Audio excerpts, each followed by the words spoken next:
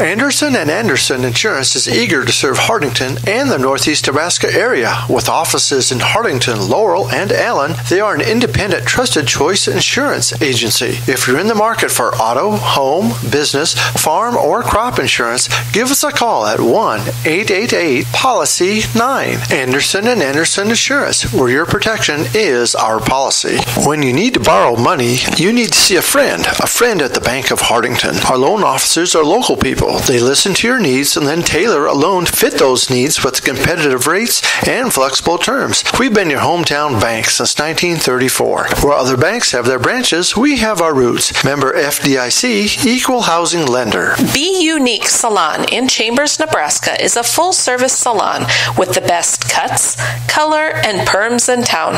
Be Unique carries Redken and Kenra products, jewelry, gift certificates, and even has a tanning bed. Call 402-482-5950 to schedule an appointment today or stop in at 307 East Main. Stop in at Broadway Lanes after the game in downtown Hardington. Bring the whole family in and enjoy a game of bowling and some great food. Good luck to all the area teams from Broadway Lanes.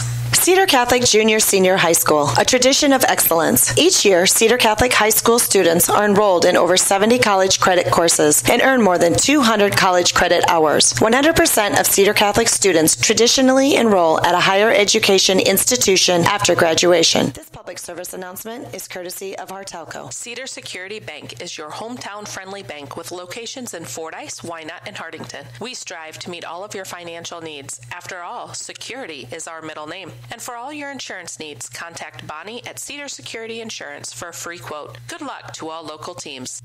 We're visiting with Cedar Catholic head football coach Chad Cotto before the start of tonight's David City at Cedar Catholic football game. Thanks, Coach, for joining us. Yeah, thanks for having us on. In last week's game at David City Aquinas, the team came out at the bottom end of a defensive game by the score of 13-7. Who were some of the highlights in the game last week and players that maybe stood out? Well, I thought overall, just as a team, we played a lot harder.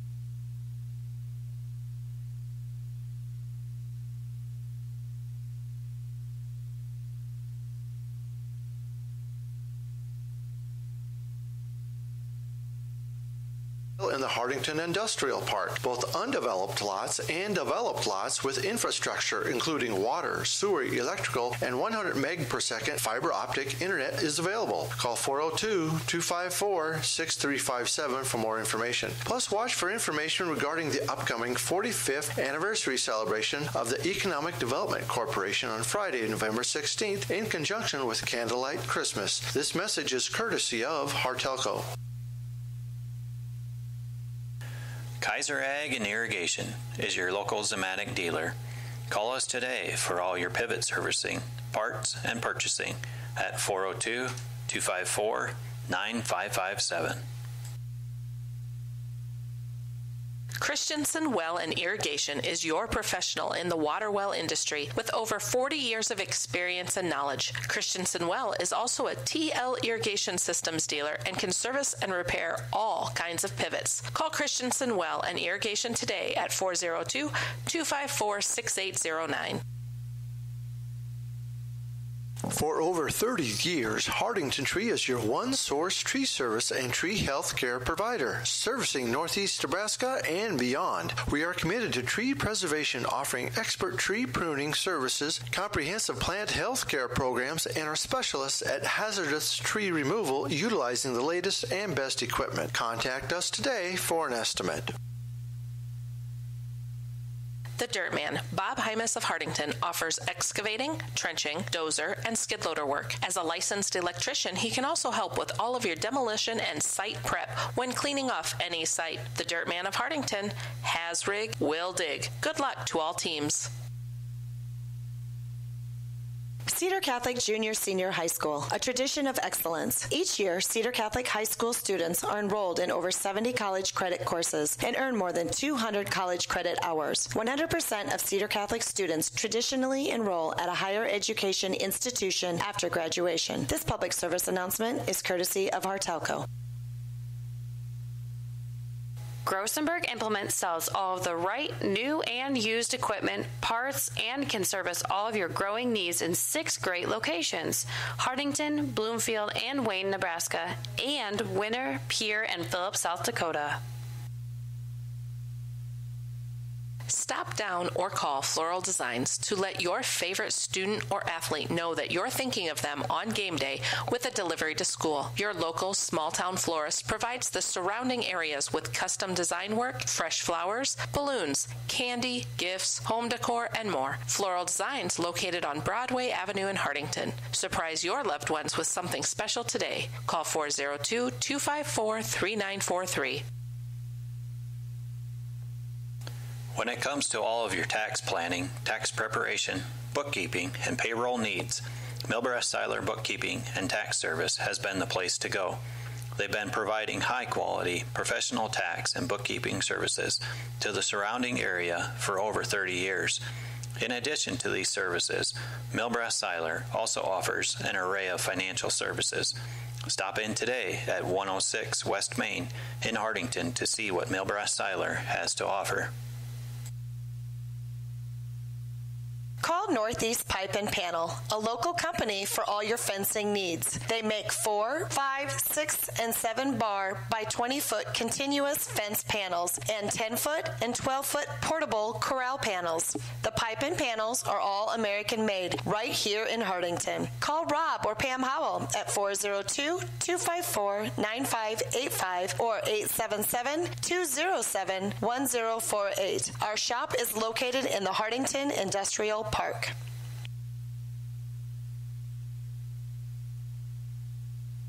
Give the guys at Hardington Feed and Chick a call for a competitive grain bid, or to contract your corn for later delivery, or for all of your livestock feeding needs. Hardington Feed and Chick has been the leader in animal nutrition since 1955. Just call 402-254-7449. See Northeast Ag Consulting for all your agronomic needs. Soil sampling, Elbon forage rye, common rye, soil zone creation, variable rate planting, fertilizer prescriptions, crop insurance, and Pioneer seed. For more information, call 402-254-7483 or visit our website at northeastagconsulting.com. Local ag services for you. The Hardington Shopper, covering Northeast Nebraska for over 55 years, from Yankton to Laurel and from Osmond to Newcastle. The Hardington Shopper has you covered every week to every household. Good luck to all the area teams. For the right products and expert advice to get your projects done right, come to Cruzy True Value. In every department, you'll find terrific items that will help make each job go a little more smoothly. If you need tools for those once-in-a-while projects or equipment for a once-in-a-lifetime event, rent it at Cruzy True Value. Start right, start here. Your 24-hour fitness center, Reps, challenges you to commit to be fit. Stop by and check out the fitness equipment and our complete array of weight machines. Reps is now offering fitness and gymnastic classes. Call 402-254-2474 or 402-920-1026 or visit us at www.repsfitness.com. Heine Electric services and is a dealer for both Valley Irrigation and Sukup Grain Systems. In addition to the equipment lines, we drill wells, install pumps, perform crane work, and provide trucking and earth-moving services. Located in Hardington and Vermilion, South Dakota, give us a call today at 402-254-2568. Plumbing and Electric Services of Hardington specializes in field tile and irrigation pipe installation, but can handle any plumbing or electrical job that you might have. We have experience in new home and remodel builds, trenching of water and electrical lines, and all your dirt work and excavating needs. Call Plumbing and Electric Service today at 402-254-6895. Call Northeast Grinding for custom hay and high moisture corn grinding. We have multiple grapple grinding units and an array of screen sizes with economical rates. Give Patrick a call for all of your grinding needs, 402-640-6160. Pizza Hut is a proud supporter of the schools. Ask about their weekly specials or dine in at Pizza Hut after the game. Mention this ad for 15% off of your order. Good luck to all area teams. For over 40 years, Town & Country Insurance has provided quality insurance products at a competitive rate while providing outstanding customer service. No matter what your insurance need, auto, home, farm, crop, commercial, or trucking, you're invited to stop in and see Frank, Carrie, or Ryan at 103 West Center Street in Hartington, or give them a call at 402-254-9770. Take your bank with you wherever you go with mobile banking from Security Bank. Mobile banking offers you the ultimate and on-demand service, allowing access to your account information right from your phone. Pay your bills, pay back a friend, and now even deposit a check, all with the tap of a finger. Now that's my kind of bank. Check us out online at mysecbank.com. Security Bank, member FDIC. The cold and flu season is just around the corner. Stefan Drug has all your over-the-counter cold and flu remedies in stock, and they also fill your prescriptions in a convenient, friendly fashion. Stop by Stefan Drug, your full-service pharmacy at 214 North Broadway in Hartington. Submet Contracting specializes in new residential and commercial construction, kitchen and bathroom remodeling, and additions and upgrades. Submet Contracting is a bonded, insured, and registered contractor in Nebraska and South Dakota. Call Mitchell at 402-841-7441 to get started today. Top Crop is where you will find top quality Golden Harvest corn and soybeans. We also carry a wide variety of cover crops, pasture and lawn grasses, small grains, and CRP mixes. Top quality product and service from seed to harvest. Call Glenn Taney at 402-841-5599. Wentz and Ray Funeral Homes, located in Hartington, Coleridge, Laurel, Crofton, and Yankton, is proud to have served our area for over 116 years. Good luck to all the area teams. Anderson & Anderson Insurance is eager to serve Hartington and the Northeast Nebraska area. With offices in Hartington, Laurel, and Allen, they are an independent, trusted choice insurance agency. If you're in the market for auto, home, business, farm, or crop insurance, give us a call at 1-888-POLICY-9. Anderson & Anderson Insurance, where your protection is our policy. Hartelco is your gig-capable technology leader in Northeast Nebraska. Whether it's phone, IPTV, 100 meg per second internet service, computer sales and repair, or home and business networking, Hartelco has the experts to help you with your technology needs. Just stop by our office at 103 West Center Street in Hartington or call us at 402-254-3901. CL Electric of Coleridge carries a full line of Rinky pivot parts on hand and is ready to tune up your pivot wheel gearboxes, tower boxes, timers, contactors, and gun stars and switches. CL Electric is an electrical contractor licensed in both Nebraska and South Dakota. Call 402-283-4220. Stop in at Broadway Lanes after the game in downtown Hartington. Bring the whole family in and enjoy a game of bowling and some great food. Good luck to all the area teams from Broadway Lanes. Cedar Security Bank is your hometown-friendly bank with locations in Fordyce, Wynot, and Hartington. We strive to meet all of your financial needs. After all, security is our middle name. And for all your insurance needs, contact Bonnie at Cedar Security Insurance for a free quote. Good luck to all local teams. When you need to borrow money, you need to see a friend at the Bank of Hardington. Our loan officers are local people. They listen to your needs and then tailor a loan to fit those needs with competitive rates and flexible terms. We've been your hometown bank since 1934. Where other banks have their branches, we have our roots. Member FDIC, Equal Housing Lender.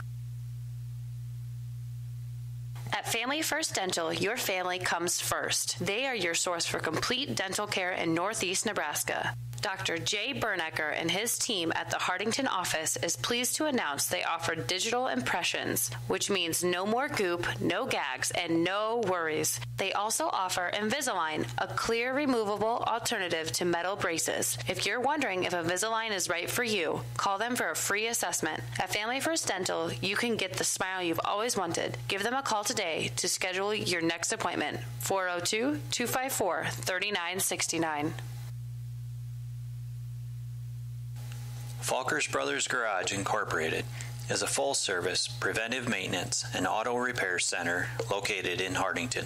Our experts have the knowledge to service and repair even the most challenging auto problems on all makes and models of domestic and import vehicles. Stop in or give us a call at 402-254-6406 to let us know how we can help you.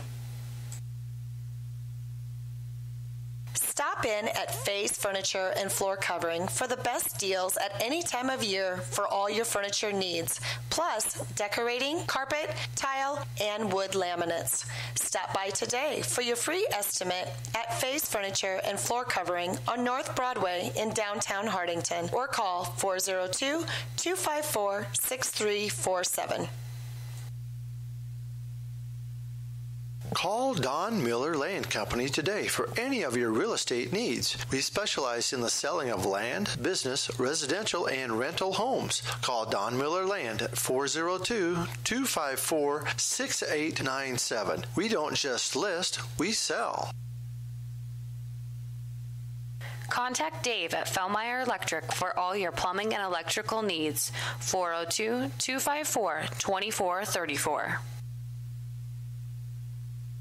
The Hardington Economic Development Corporation has lots for sale in the Hardington Industrial Park. Both undeveloped lots and developed lots with infrastructure including water, sewer, electrical, and 100 meg per second fiber optic internet is available. Call 402-254-6357 for more information. Plus, watch for information regarding the upcoming 45th anniversary celebration of the Economic Development Corporation on Friday, November 16th in conjunction with Candlelight Christmas. This message is courtesy of Hartelco.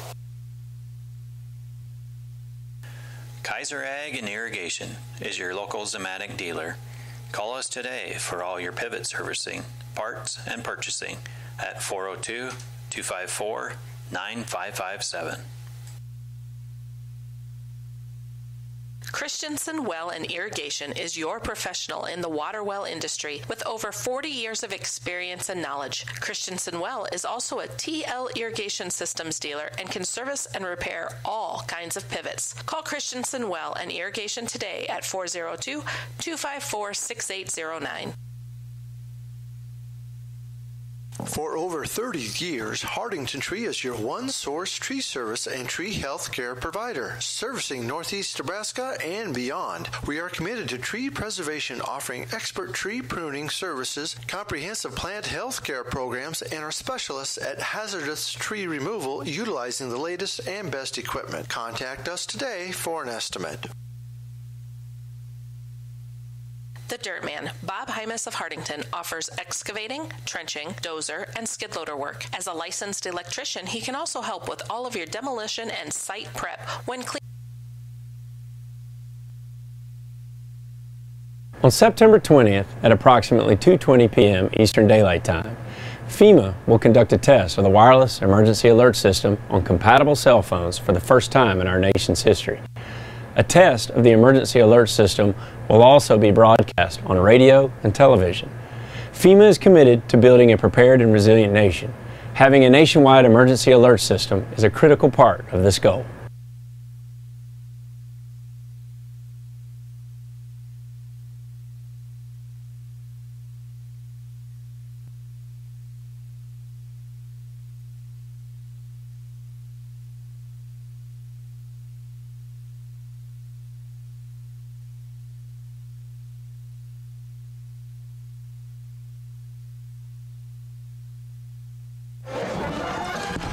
Thanks everybody for joining us. This is Mike Becker for Hard Telco Sports.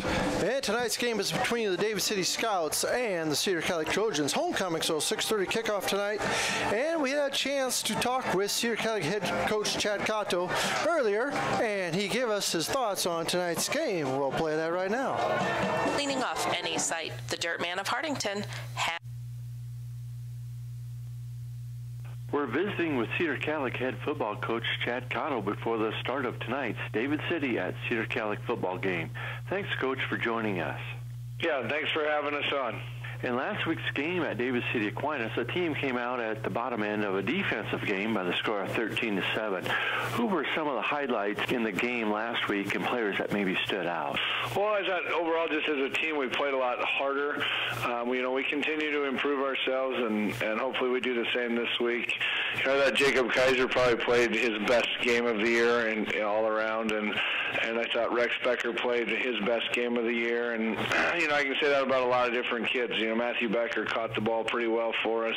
We just made some mistakes that hopefully we can clean up and go get a win this week. But I think we're improving at a steady rate, and our younger kids are starting to grow up and play a little more at the level that we're going to need them to play at. So that leads right into my next question, where Huskers have a theme of improving day by day, and what are some areas where, as a coach, you're still looking for improvement in your young team over last?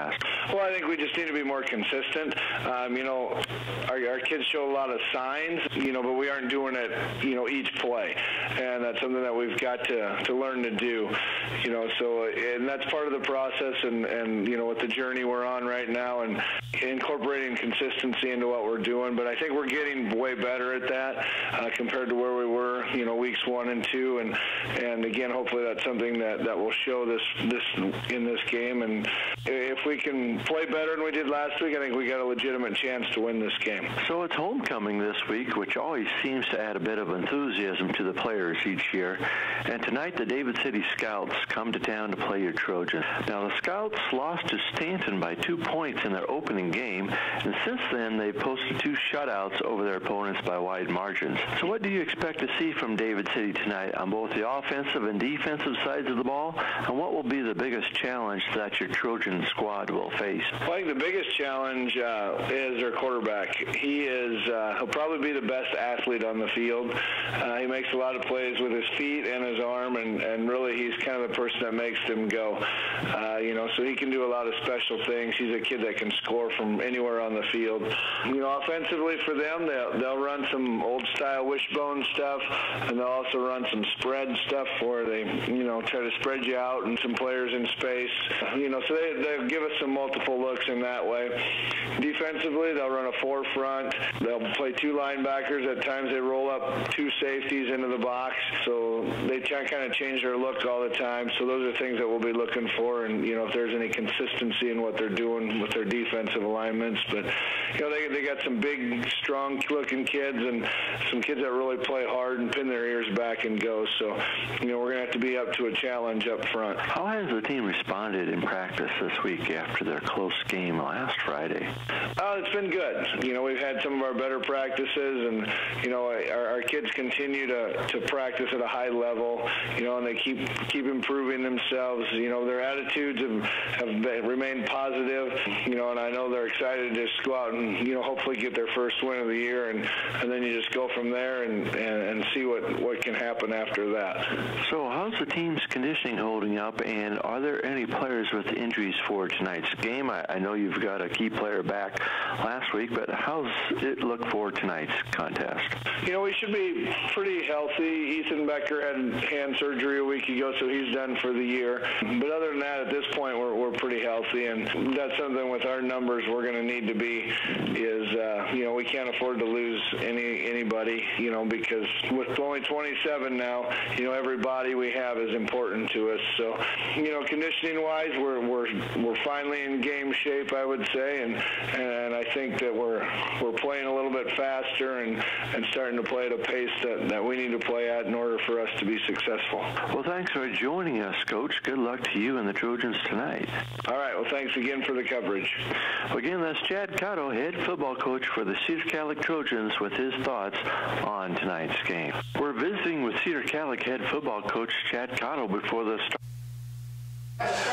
Again, thanks for joining us, folks. This is Mike Becker and Jordan Kirkman with Hart Telco Sports tonight, and we're just about ready for our starting lineups here this evening. Again, the David City Scouts playing the Cedar Calic Trojans.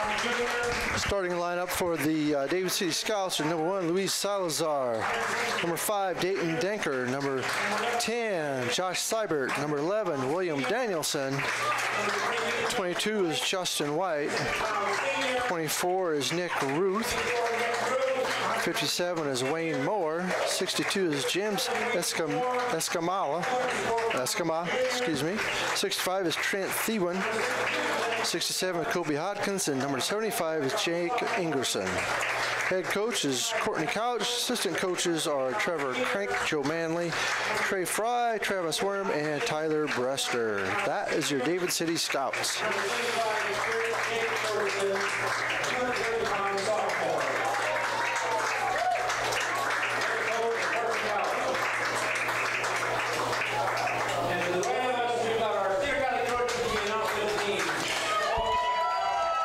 And the Trojans are announced as a team tonight. Jordan, it is Cedar Calic's homecoming, so obviously we have this early kickoff. Cedar Calic comes in 0-3 on the year, while David City's 2-1, but you really need to look at the strength of the opponents as well. Yeah, so it looks like David City does have some big wins there, but those 2 big wins, those against teams that don't have any wins, but they did score a lot of points, so it's going to be a tough game, I think, either way. And the Trojans have played 3 top 10 teams so far this season. So. Yes. And we're going to take a pause now for a prayer and the color guard.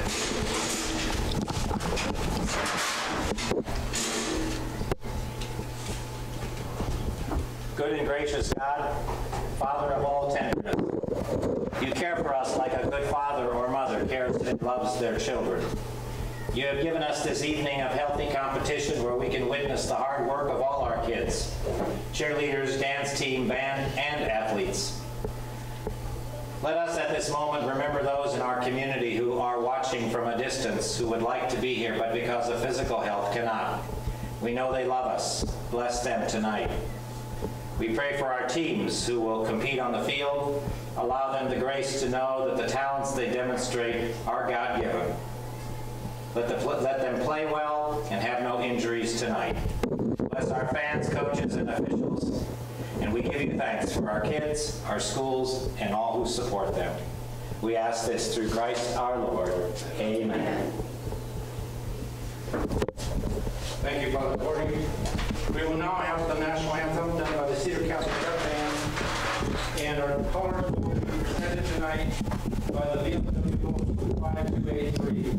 Please just let us remember those that have fallen during the 9/11 anniversary of the first responders. Keep that in mind tonight.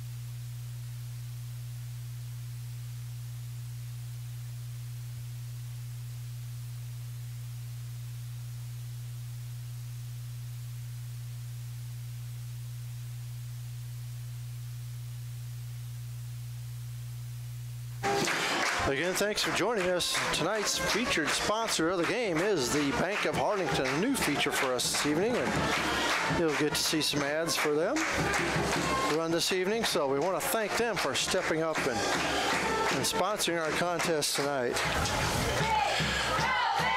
So again, right before we went to the prayer and the national anthem, we were talking about the level of competition that these teams have faced, where Stanton is 2-1 on the year, and the Scouts, again, lost to them only by 2 points by a score of 45-43 in the first game of the year. But after that, they've beaten Syracuse and Conestoga by a score of 42-0 and 52-0. Both of those teams are winless on the year. Cedar Catholic, on the other hand, 3 losses to 3 top 10 ranked teams in BRLD, Oakland, Craig, and Aquinas, Davis City tonight. Next week, they'll be at Ponca. And then Norfolk Catholic Knights come to town for the first time in a long time, 2 weeks from tonight. So it doesn't seem like their schedule gets too much easier here in the near future. No, it does not. That is actually second game. Next week, they start their district competition with Ponca, then Norfolk Catholic, Crofton at home, then they're at Battle Creek, and close out the year on the 19th by hosting Stanton. Yeah, it's a tough schedule here.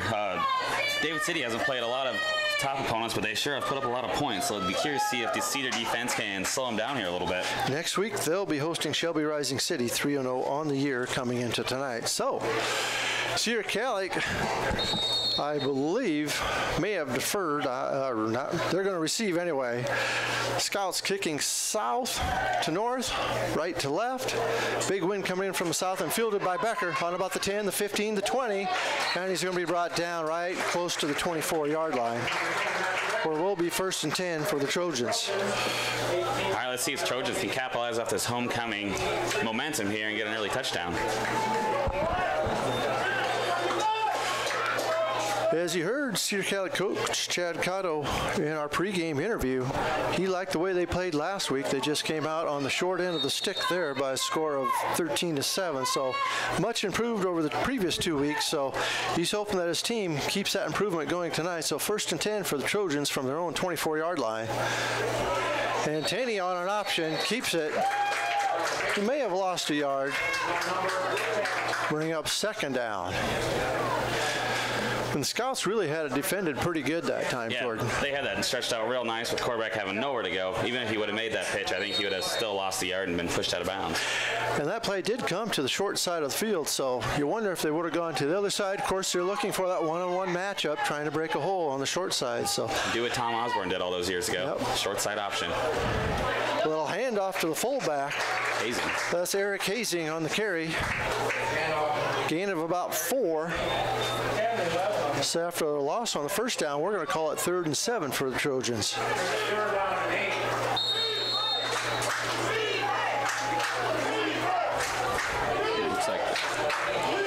So again, Trojans on about their own 26-yard line. 3rd down, 2 receivers out left, I formation. Taney underneath center. Handoff up the middle. And Hazing is going to be short of the first down. He gets it up to about the 30-yard line. That'll bring up 3rd and 4. It's like 4th and about 4. Excuse me, 4th and 4. 4th and 4, yep. See, like they force an early punt here, and up to that Cedar Catholic defense to make a stop.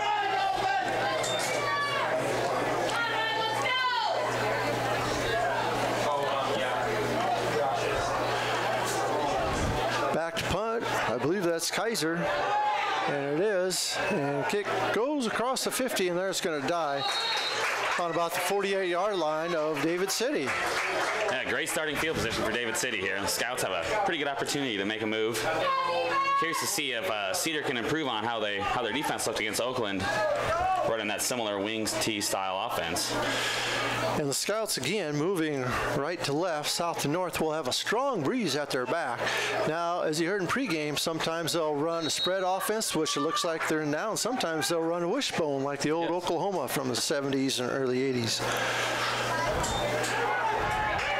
And pitch off to the right-hand side. Call it a gain of about 4 on the play. Bring up 2nd down and 6. Good pursuit there on the outside, way to slow them down. They ran that option to the wide side of the field over there, as opposed to what we saw earlier.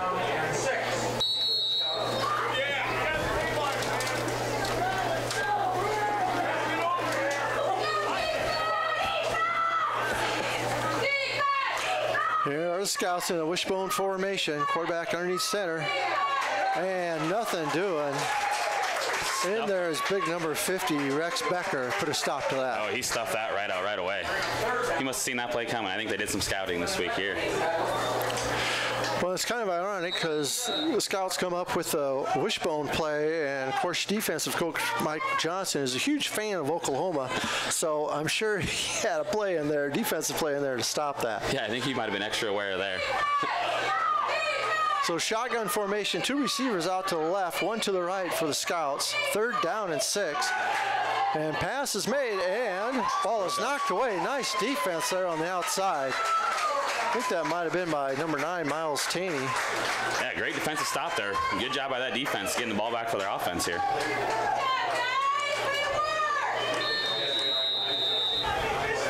So 4th and 6 from the Trojan 49-yard line. Jacob Kaiser back to receive.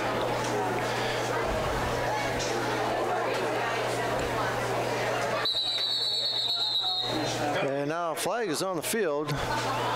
Might have been an illegal substitution. Let's see what the referee calls us. I think he's facing the other way. There we go. I think that is a legal substitution.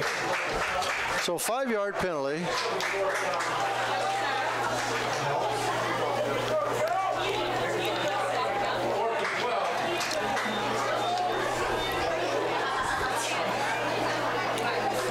Now we're 4th and 12 with a little bit more room to punt.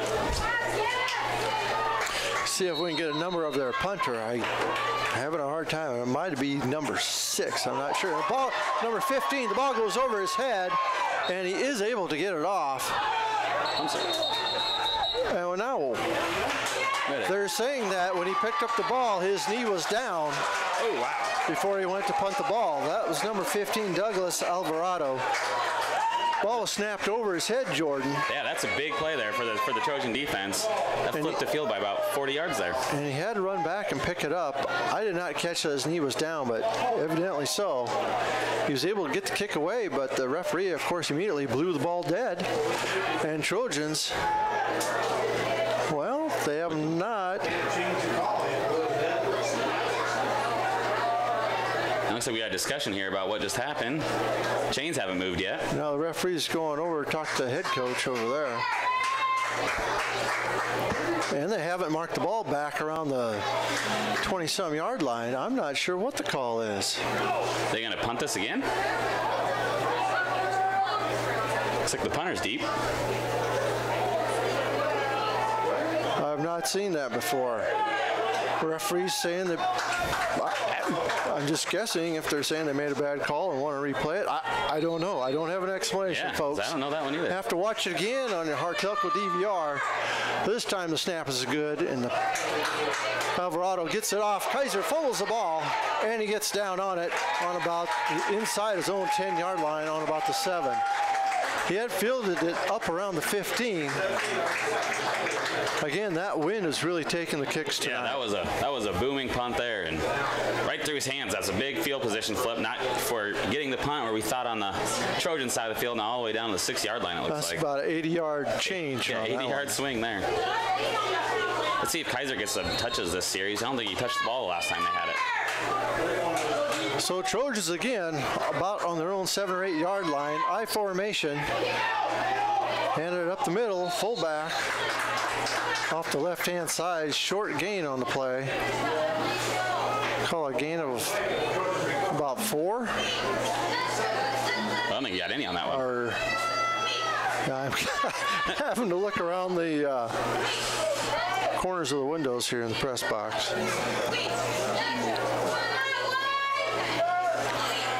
Okay, so 2nd and 10 for the Trojans now on their own 8-yard line. And hand off to Kaiser this time. He finds the hole. He could go all the way.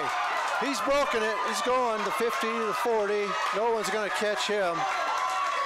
So Jacob Kaiser, on his first touch, goes 92 yards for a touchdown. That's not a bad way to start your homecoming day right there. 1 carry, 92 yards per carry. Right now the highest average in the state.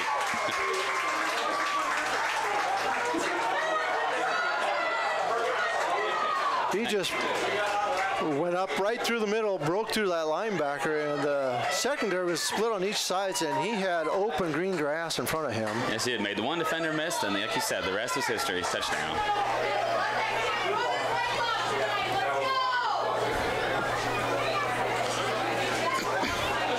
So Becker will hold now, and will be Ted Bankston for the extra point. Kicking into a stiff wind out there. Kick is up, and he splits the upright. So with 8:06 remaining in our first quarter, it is 7-0 Trojans over the Scouts. Anderson & Anderson Insurance is eager to serve Hardington and the Northeast Nebraska area. With offices in Hardington, Laurel, and Allen, they are an independent, trusted choice insurance agency. If you're in the market for auto, home, business, farm, or crop insurance, give us a call at 1-888-POLICY-9. Anderson & Anderson Insurance, where your protection is our policy. Hartelco is your gig-capable technology leader in Northeast Nebraska. Whether it's phone, IPTV, 100 meg per second internet service, computer sales and repair, or home and business networking, Hartelco has the experts to help you with your technology needs. Just stop by our office at 103 West Center Street in Hardington or call us at 402-254-3901. CL Electric of Coleridge carries a full line of Rinke pivot parts on hand and is ready to tune up your pivot wheel gearboxes, tower boxes, timers, contactors, and gun stars and switches. CL Electric is an electrical contractor licensed in both Nebraska and South Dakota. Call 402-283-4220. So again, we're back here at Russ Hochstein Field, where the Trojans have just taken a 7-0 lead over the David City Scouts on a long 92-yard touchdown run by Jacob Kaiser straight up the middle. And Bankston set to kick off into the wind. And that was close to having a knee down, but number 5 takes it up the right-hand side, and he's run out of bounds. That was Clayton Denker, a 6', 175-pound running back. He came very close to having a knee down back there at the 5-yard line. Yeah, and after that, he made a nice little cut to the outside with good burst of speed to get him out to the 48-yard line, it looks like. Again, we want to thank our featured business sponsor of the night. That is the Bank of Hardington. Thank you for sponsoring going over and above for tonight's homecoming game for the Cedar Catholic Trojans. So 1st and 10 from the 40-yard line for the Scouts. Quarterback hands it off to the fullback up the middle. Maybe a gain of half a yard. That's number 11 on quarterback, Will Danielson. And you heard Cedar Catholic's Coach Cotto said he is their everything on their team. He can run, he can pass. They're not afraid to get him in the action. No, at this level of football, if you got athletes on the field, you just got to find a way to get him the ball, and it seems like he's doing just that. So again, we want to remind everybody, halftime, we'll have the drawing here for that 2018 Ford F-150 pickup raffled off by Cedar Development. 2nd and 10 now for the Scouts, and flag is thrown in the backfield. Maybe too much time.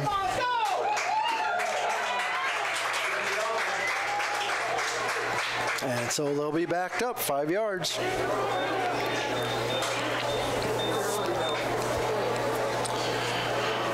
So stick around, folks. There's a lot of things going on at halftime tonight. We'll likely have the dance team. If they perform, we'll have the drawing. If we have time, we hope to get Cedar Catholic's volleyball coach on the air.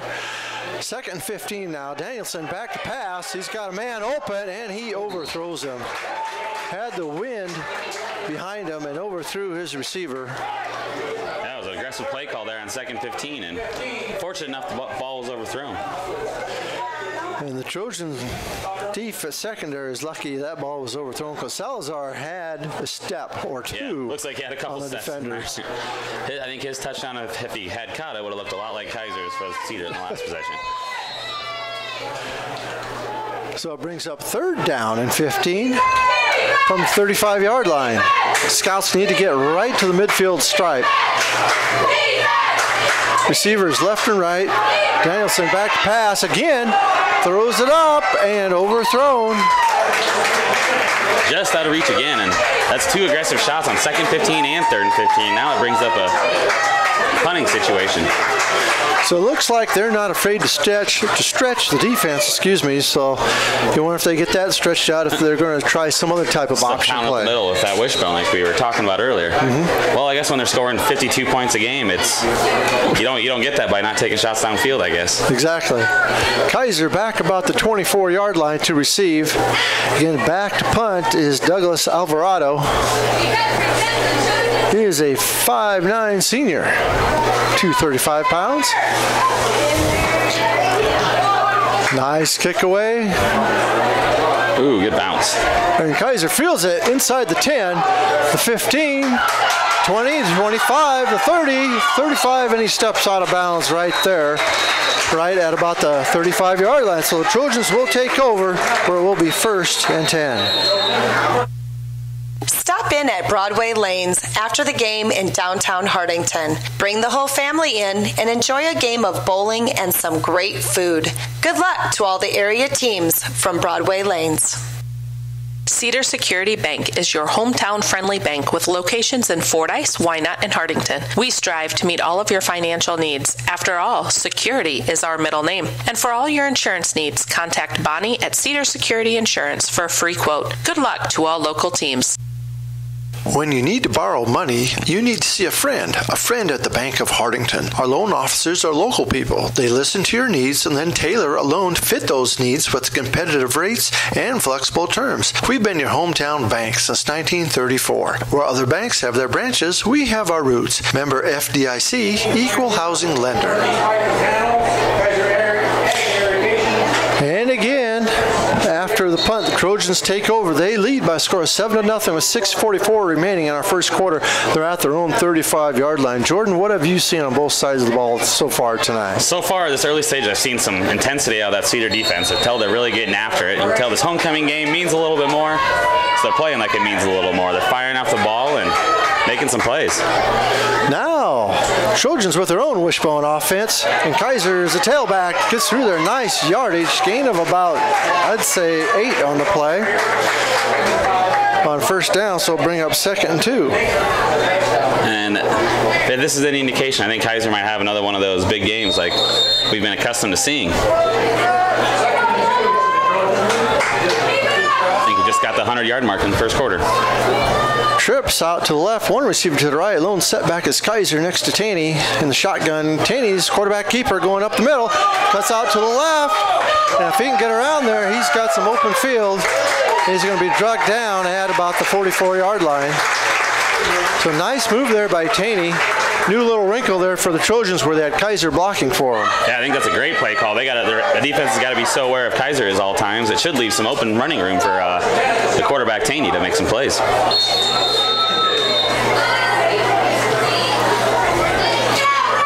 So again, Trojans on the scout side of the field for the first time tonight, except for when Kaiser ran through there on that long touchdown run. Now they've got the old wing tee, I believe. Yes. I ran that in high school for a few years even.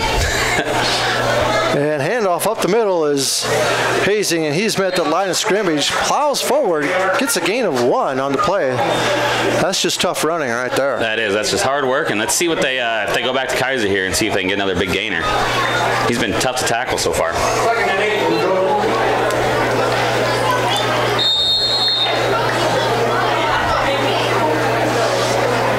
So we'll bring up 2nd and 9. Trojans on the 44-yard line of the Scouts. I formation. Hand off to Kaiser. Up the middle. Finds a crease. He's still going. Yeah, one man to beat, and he's brought down inside the 20-yard line. Brought down by a handful of jersey there. And like I said, if you just keep feeding him, I think he's going to have one of those special games tonight. Better knock on wood for that, though. So now Trojans inside the red zone.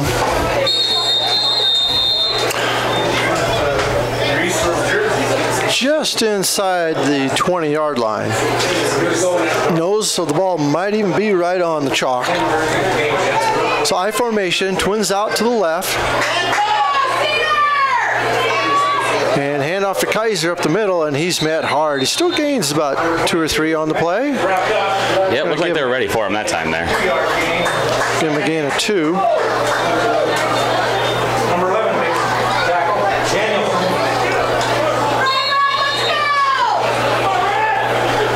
Fullback's coming out of the game.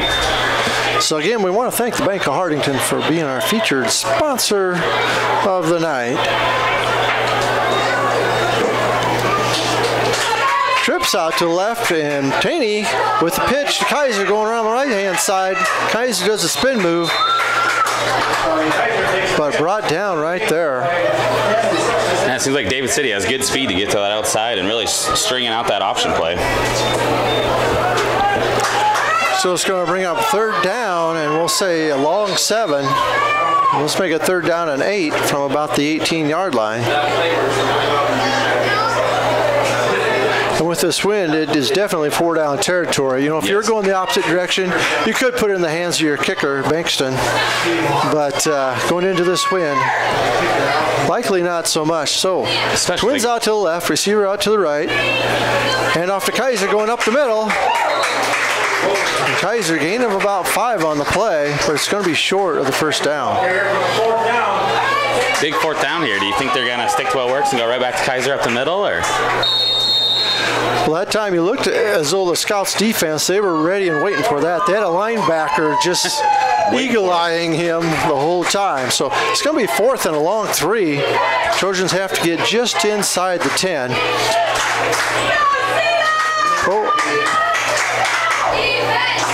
And they give it to Kaiser, and he's moving forward. I think they're going to give it to him. They're going to say forward progress. It's going to be extremely close. They may bring out the chains on this one. And they are. With that,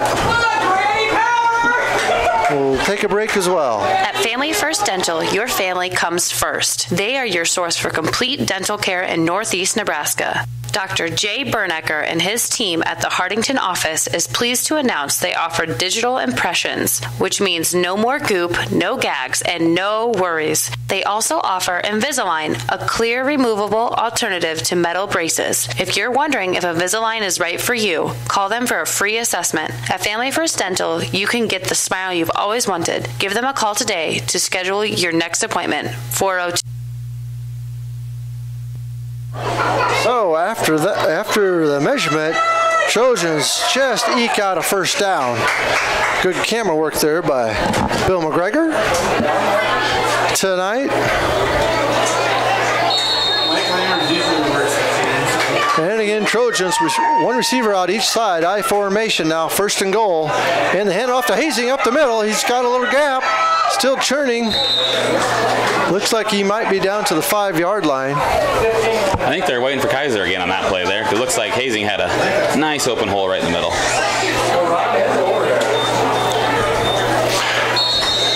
Nice smart play there by Coach Cotto to keep the defense honest there. So again, 2nd down goal from just maybe inside the 5-yard line. Ball might be sitting on the 5. Hard to tell from our angle. One receiver out to the right, I formation. Taney underneath center. And pitch it to Kaiser on the right-hand side, looking for blocking, and he's going to walk in. Touchdown, Jacob Kaiser and the Trojans. Stands the lead to 13-0 over the David City Scouts. Yeah, they stick to what worked there with a nice 5-yard run from Kaiser. He looks like he's been ready to carry the load today here.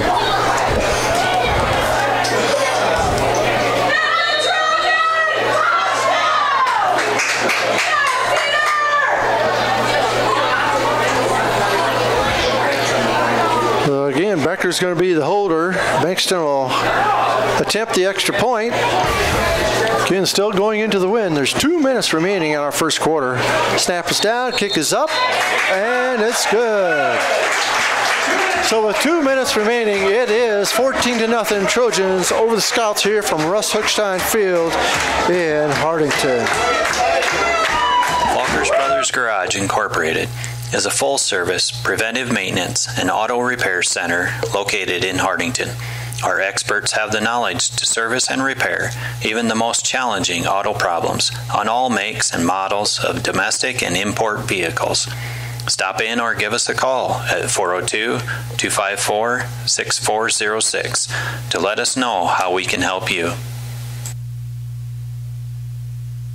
Stop in at Faye's Furniture and Floor Covering for the best deals at any time of year for all your furniture needs, plus decorating, carpet, tile, and wood laminates.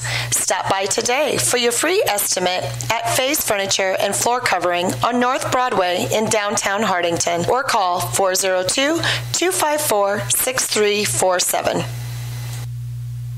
Stop in at Faye's Furniture. So again, Hartelco is your gig-capable tech. There we go, folks. So Trojans now with 14-0 lead here with 2 minutes remaining in our first quarter over the David City Scouts. First time these teams or schools have ever met, at least on the football field. And so far, the Trojans look like they have gotten their act together after their game last week down at David City Aquinas. The ball, receiver on inside the 15-yard line. And off the right-hand side and pushed out of bounds at about the 37 is going to be number 5, Clayton Denker, 6-foot junior for the Scouts. And if you're a Trojans fan, I don't know if you can ask for a much better start than what we've seen so far tonight. 3 drives and 2 touchdowns without giving up anything big. Yeah, we heard Coach Cotto say in the pregame that the Trojans did put up a pretty good effort last week at Aquinas and had improved quite a bit over the previous 2 weeks' efforts, and they cut down on some errors. So he felt really encouraged, and right now Trojans look like they're carrying it through from last week. So 1st and 10 for the Scouts, 2 receivers out left and handoff up the middle. That's Denker. And he gets a first down, and he's drug out of bounds inside the 50 on the Trojan side of the field at about the 47-yard line. Yeah, I believe that's that David City's first down of the game, I do believe. So up until then, it's been a pretty great defensive effort so far. And that was a handoff just off the right-hand side. Went for big yardage, so let's see if they go back to that play again. 2 receivers out to the right, 1 to the left. Again, that is the same play going the opposite direction, but Trojans are all over that. Yeah, we'll call it a loss of half a yard. That Trojan defensive line really changed the whole line of scrimmage there and pushed it back right into the running back. He didn't have much of a chance there.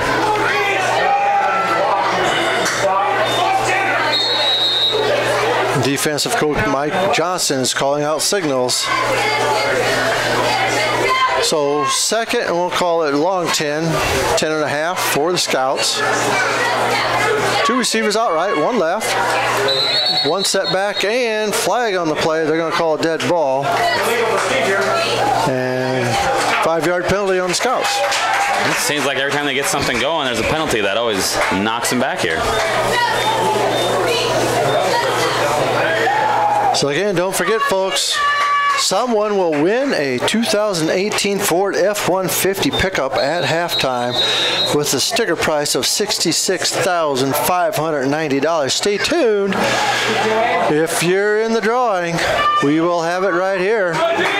See if your name is called.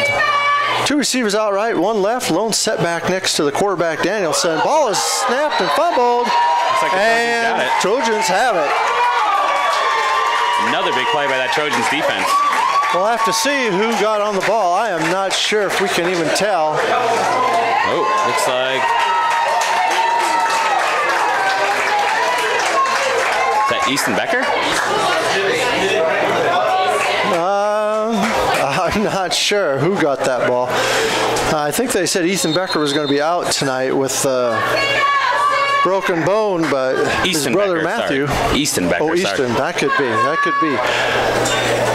Receivers out left and right. Taney going over the middle and just misses his man. He was aiming that one for 28, Connor Vlock, who would kind of cross the middle. He's a 190-pound sophomore for the Trojans. Yeah, it looked like that play might have been set up and could have a big potential to work, so we'll see if they go back to that here in the future. Just threw the ball behind him. Vlock might have had a little bit more speed than what he was expecting. So 2nd and 10. I formation. One receiver out to the left. Hand off to Kaiser. And he's got a small hole slashing forward. Call a gain of 6 on the play. We'll bring up third down. Yep, just keeping in your offensive rhythm there. Just keep things going so you have third and short and have multiple plays to choose from here. Third down is 5. The ball is placed at the 39-yard line. They need to get just inside the 35. So a long 4 on third down. One receiver out to the right. That's number 85, Charlie Schrader. And handoff to Kaiser up the middle, and it looks like he's got the first down. Yeah, but I guess if it ain't broke, don't fix it. Just keep feeding the horse. That's right. It looks like the Trojans have found their play-making call for the evening. And they'll probably keep running it until the Scouts can shut it down. Yep, I mean, 14 points in a quarter is a good start. That is going to be the end of our first quarter. With the score, Cedar Catholic Trojans 14 and the David City Scouts nothing. We'll be right back in...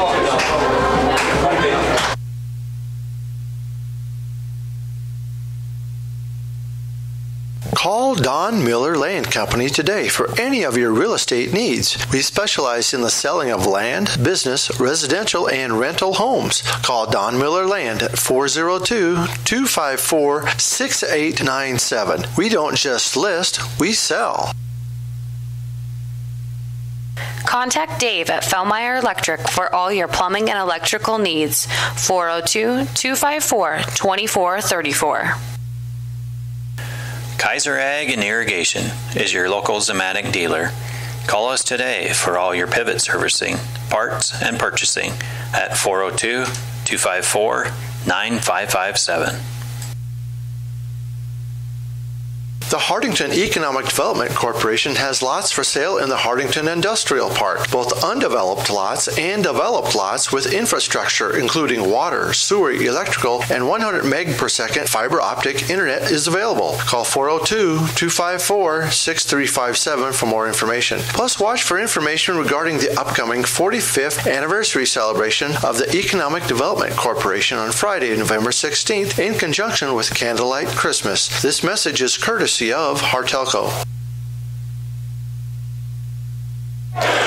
Again, start of our second quarter is 14-0 Trojans over the Scouts. High formation is first down at about the 32-yard line.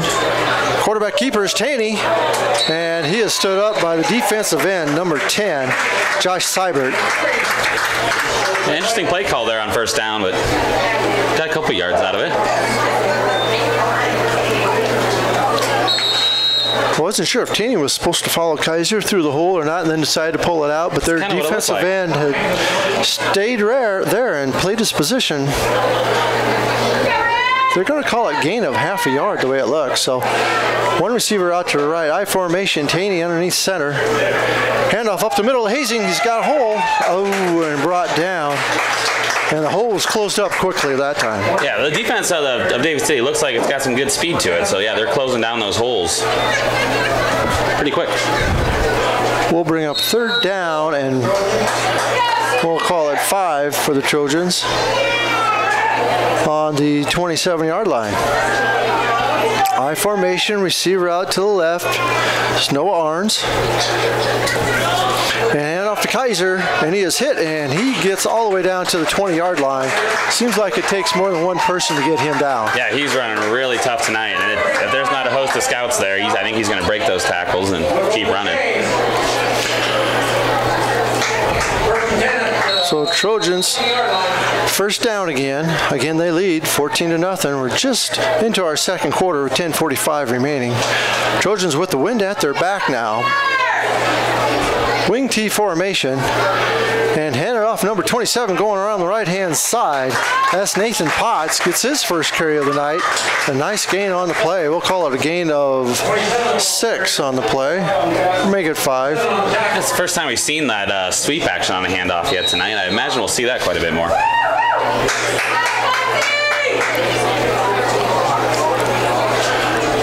So 2nd and 5 for the Trojans. Receivers out right and left.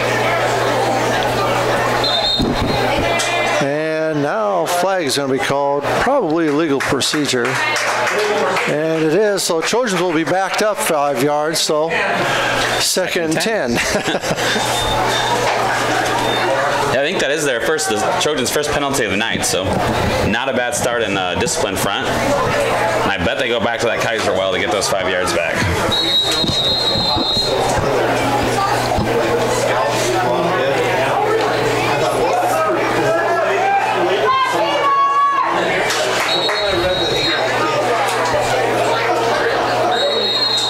Now they start the clock. High formation. Cole Becker's the lone receiver, set out to the right. Taney underneath center. And give it to Kaiser off the right-hand side. He's got a nice hole. And he could go. And he does. Touchdown. Jacob Kaiser from the 20-yard line. Yep, he got them all back, and then some. Third touchdown in the first half for Kaiser. So one thing about Kaiser, he knows how to follow his blockers, and they had some nice holes for him. We got to give credit to the line for that, too. That offensive line is creating a nice hole for Kaiser to get through about every time he touches the ball, and he's doing a great job of reading them as well. So this time, Bankston's going to be kicking with the wind. He split the upright so far in both attempts going into it. And he does it again. So kick by Bankston is good. So with 9:51 remaining in our first half, the score is 21-0 Trojans over the Scouts. Christensen Well and Irrigation is your professional in the water well industry with over 40 years of experience and knowledge. Christensen Well is also a TL irrigation systems dealer and can service and repair all kinds of pivots. Call Christensen Well and Irrigation today at 402-254-6809. For over 30 years, Hardington Tree is your one-source tree service and tree health care provider, servicing Northeast Nebraska and beyond. We are committed to tree preservation, offering expert tree pruning services, comprehensive plant health care programs, and are specialists at hazardous tree removal utilizing the latest and best equipment. Contact us today for an estimate.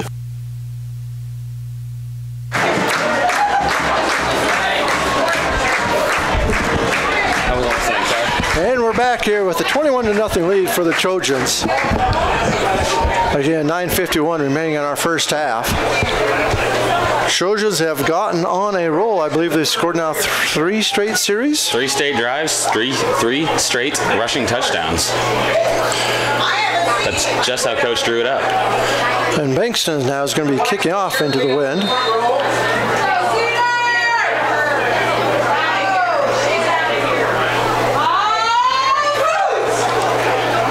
Nice boot by Bankston. Taken at the 8, the 15, the 20, and he slips and falls down. Taken down there by number 27 as Nathan Potts on the coverage.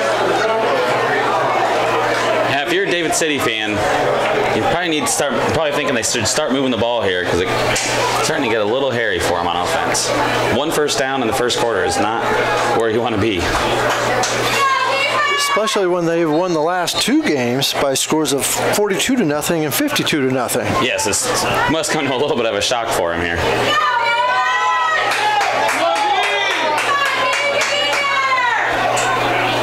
So, I'm not sure who had the ball, but the Trojans had that defended perfectly. Yeah, whoever had it, they got absolutely smoked on that play. They had one fake for the runner coming off to the right-hand side. And then I'm not sure whoever did have it. Cedar played it safe, and they just tackled everyone, so it all worked out.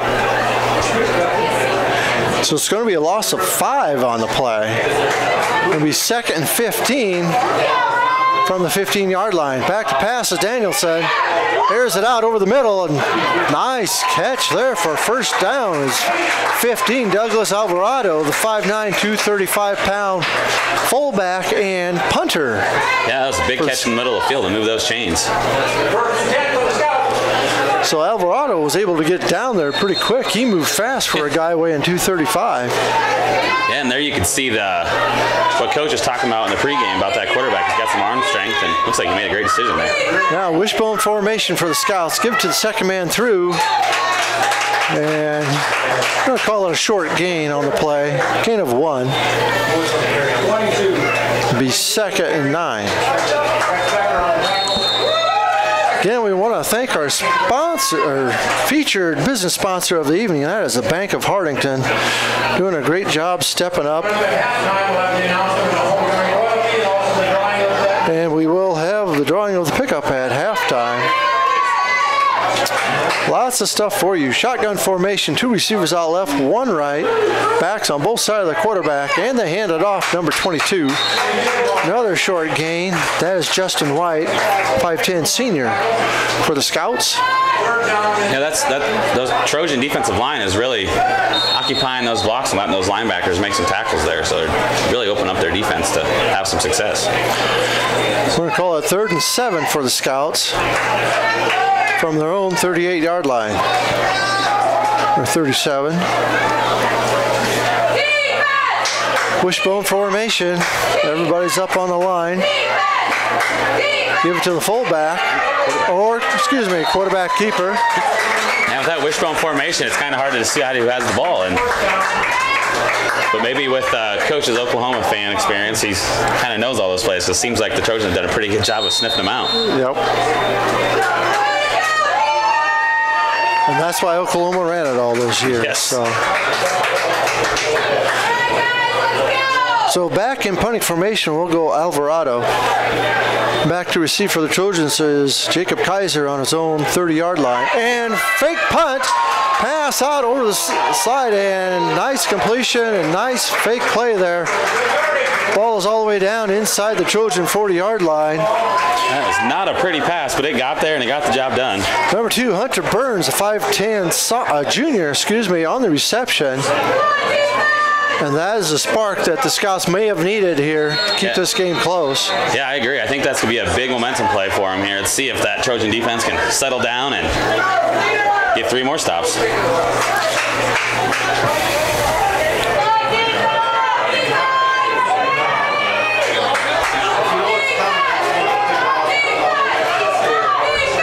So 2 receivers out to the left, shotgun formation, and flags. Call encroachment on the Trojans. So it's going to bring out first down and 5-yard penalty.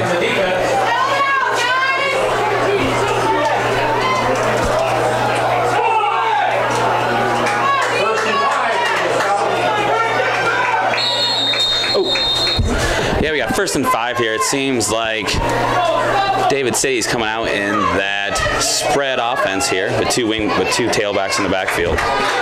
2 receivers on the near side. Drops back and fires a shot towards the end zone. He's got a man just outside his reach. There again, another deep shot for David City there, trying to make a big splash play, but to no avail. And Will Danielson, the 6'1", 180 senior, he was leveled, the quarterback was, after he released that ball. But yeah, that ball had a nice spiral on it going into the wind. Yeah, it did. That looked like a really nice pass. It looked beautiful, just outside the fingertips of the receiver. So that was 1st and 5. Nice time for the Scouts to be running that play. He's going to bring up 2nd down. 2 receivers to the left. Again, Danielson now is the only one in the backfield. And he's going to be brought down for a big loss. Yeah, I couldn't tell if that was supposed to be a pass play or a design draw, and I don't know if he knew exactly.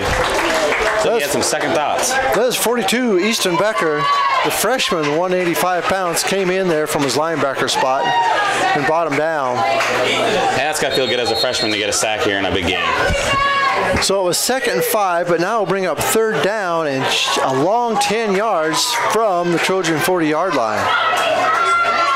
2 receivers out left, 1 to the right. Lone setback next to Danielson. And Danielson's rushed again, and he's going to be taken down. Number 55, I'm not sure who that is. There's no number for him on the... Oh, that was a great defensive play call by Coach there. Second long dial-up to pressure, and the quarterback didn't have a chance. I'm not sure who number 55 is. Sounds like Josh. Oh, they're saying Josh Pinkelman, who he had been out for a couple games. Now the punt is away by the Scouts, and Kaiser fields that on about the 20 to 25, and thus he's hit and be brought down about the 26-yard line. Well, after giving up a couple of those first downs, it seems like the Trojan defense settled down and found a way to get that ball back.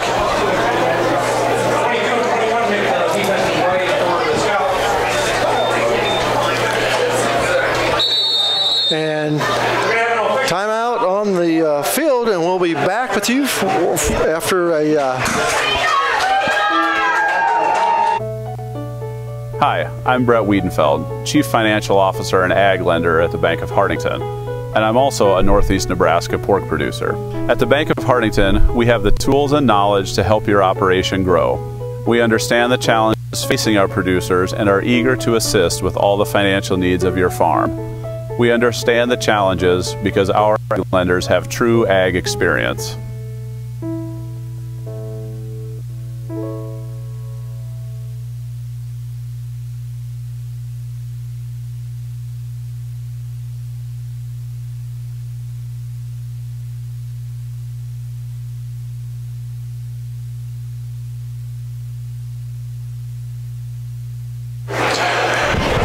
So again, thanks everybody. It's Mike Becker with Hartelco Sports along with Jordan Kirk and Bill McGregor. There's 5:02 remaining in our first half. Trojans have a 21-0 lead over the David City Scouts, and they have just taken over on offense inside their own 30-yard line. The Trojans have. And you wonder if the Scouts aren't talking about what they should do on defense, because they certainly don't want the Trojans to cross the goal line again. Yeah, I would imagine they're going to start loading up that box here and putting 9 guys in there and try to slow down that running game. We'll see if it can slow them down at all, though. Becker in motion, I formation. Underneath center is Taney. Fake to Kaiser, and Taney passes deep to Becker. He's got him open. Oh, right through his hands. That was a nice play. Yeah, that was a great play call there, and maybe just a little bit out of his reach. But yeah, again, I think we'll see that here in the future too. With all that running they had, all that running success they had so far, I think that deep ball is going to be wide open. Just maybe 1 foot too long, but the wind will do that. The wind is, I'm not even sure it's died down at all. It's pretty strong out of the south tonight. It's warm up here, though, in the press box. So anyway, 2nd and 10 for the Trojans. Again, handoff to Kaiser now on the left-hand side, and he's driven out of bounds at about the 34. Let's see, they're going to mark it about the 33-yard line. It's going to bring up 3rd and 5 for the Trojans. And 3rd and 5 gives them another manageable situation here to pick up a first down. They don't have to get too creative with their play call and kind of stick with what works. So again, stick around at halftime. We will have the drawing for the pickup and homecoming royalty and possibly the dance team, and hopefully we'll have time for an interview with Cedar Catholic head volleyball coach Danae Buss. 3rd and 5 for the Trojans. Pass and knocked down by number 5. That was a dangerous. That's Clayton Danker, linebacker for the Scouts. Yeah, that was a dangerous pass there, and they were pretty fortunate to hang on to that ball. Looked like he read the quarterback's eyes. He knew he was right where he was going. Yep. Again, that's where film study can pay off big time. If he would have got 2 hands on that ball, he would have been gone for 6. So back to punt is Kaiser on 4th down and 5. Ball is snapped low, and Kaiser's going to run for it. He's got the first down. Big first down conversion there on that 4th and 5. And that long snap hit halfway between Kaiser, hit the ground halfway between Kaiser and where he was standing, and there was a big rush, and Kaiser just saw the open field on the right-hand side and took off and tucked it in and got the first down. It's like all the defense went down with the Gunners, and there was no one left on that side. Great heads-up play. So ball is now marked up, still on Trojan side of the field at the 48-yard line. First and 10 with 4:41 remaining in our first half. Trojans lead 21-0 over the David City Scouts. Again, first time these two teams have matched up in football. High formation, backer in motion, right to left, and handoff to Kaiser, tries to find a seam, and he gets knocked down and spins around, makes some more yardage. A nice run by Kaiser. He gets a first down all the way to the 40-yard line. That is a highlight film play right there. Clip that one for his huddle highlights. Kaiser took the hit, just spun off, came back around, and gained another 7, 8, 9 yards. Yeah, again, just another big, tough run there. So first down at the Scout 40-yard line. Kaiser carrying the load so far. And now, timeout is going to be called by the Trojans. And we'll be back in just a moment.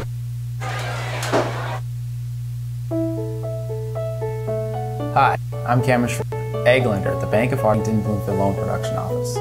I'm also a grain producer, beef producer, and former agronomist. Here at the Bank of Hartington, we understand the ever-changing demands and challenges of today's grain and livestock producers. We work closely with clients to develop financial plans that fit their operation and help them reach their goal. How do we know? Because our egg lenders have true egg experience.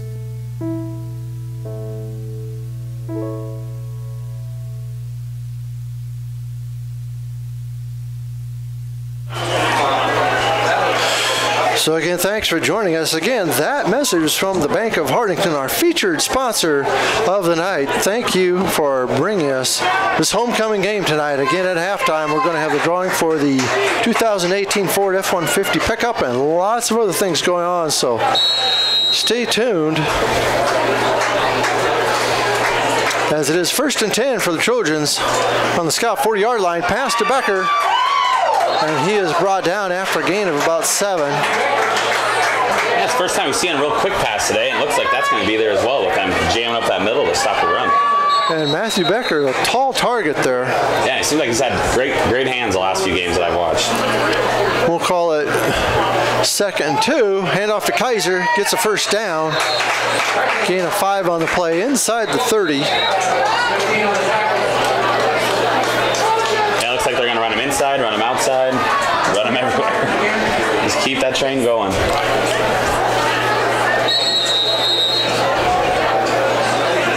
So first down on the 28-yard line of the Scouts with 3:45 remaining in our first half.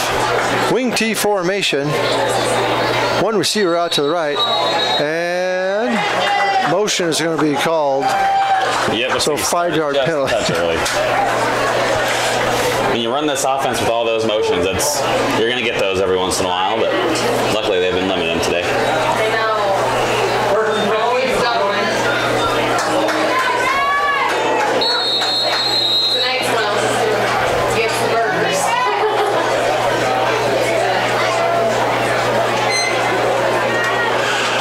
So we'll bring up 1st and 15 from about the 34-yard line or so. And handoff up the middle to Hazing. Good, tough run from Hazing. Kind of gotten away from him since that first quarter, and looks like it's good they came right back.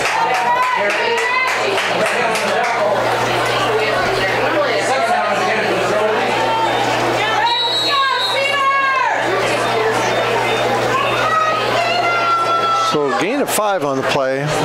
Well, a second and a long 9 for the Trojans. 2 receivers out left, 1 to the right. Back to pass is Taney. And screen pass to Kaiser. And following some blockers. And he makes it into the secondary. He'll be brought down on about the 10-yard line. Yeah, it looks like they really caught that David City defense off guard with that screen. Taney did a great job of selling it and keep backing up in that backfield to bring those defensive linemen with him. And by the time Kaiser caught it, there wasn't many people left. There were 4 defensive linemen on Taney and 1 more behind the line of scrimmage. So the Trojans sold that one out. Yeah, that's just how you draw them up there. Officials are having a discussion now. Now flags are down. Illegal substitution against the Trojans. I I don't know if that was before the play or after the play. Looks like they're going to bring the play back. So I think there was legal man downfield during the play. Okay. So I think one of the linemen got a little carried away there. So it was a pretty good play call. Yes. So not exactly what you want to see on the screen, but yeah, pretty close. And that is negated. And it'll be second down and 15 for the Trojans on their own 34-yard line. Two receivers out left. Blown back is Kaiser. Taney underneath center. Taney back to pass. And now he is being rushed. And he throws it at the last second, throws it out of bounds. Smart play by Taney. Yeah, smart play for the sophomore there. Is keeping the drive alive, not risking anything when you realize you're up 21 and you don't have to force a situation here. Just take the result of the play and live to see another day.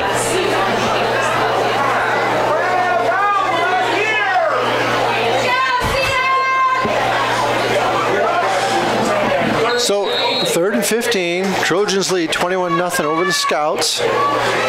David City has come to town. First time they've seen Russ Hookstein Field. And it is in beautiful condition tonight. Perfect night for a football game. Taney back to pass. Swings it out to Kaiser. He's got a blocker out in front of him, but he is going to be brought down at about the line of scrimmage. Yeah, great tackling outside there by the Scout defense. Looks like he had a block, but 2-on-1, and the two got the tackle there. So it's going to be 4th down now. 4th and long. I'm curious what to see they're going to try here with this field position. Yeah, they're kind of in no man's land right now. Yeah, you're not quite far enough to punt, but with this win, would they dare try a field goal? Yeah, it'll be fun to watch. Looks like they're going to let the clock run out. They may take a timeout here.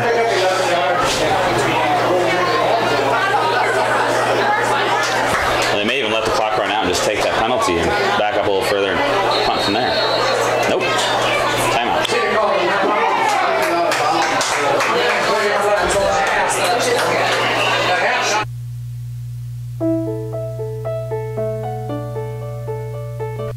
Dana Adama, manager and ag lender at the Bank of Hartington, NYBRA Loan Production Office. I'm also a Northeast Nebraska beef producer. At the Bank of Hartington, we work with our clients to develop financial plans that help them meet their goals. We know that for our farmers, it is much more than a job. It's a way of life. How do we know? Because we are farmers and we are living it too.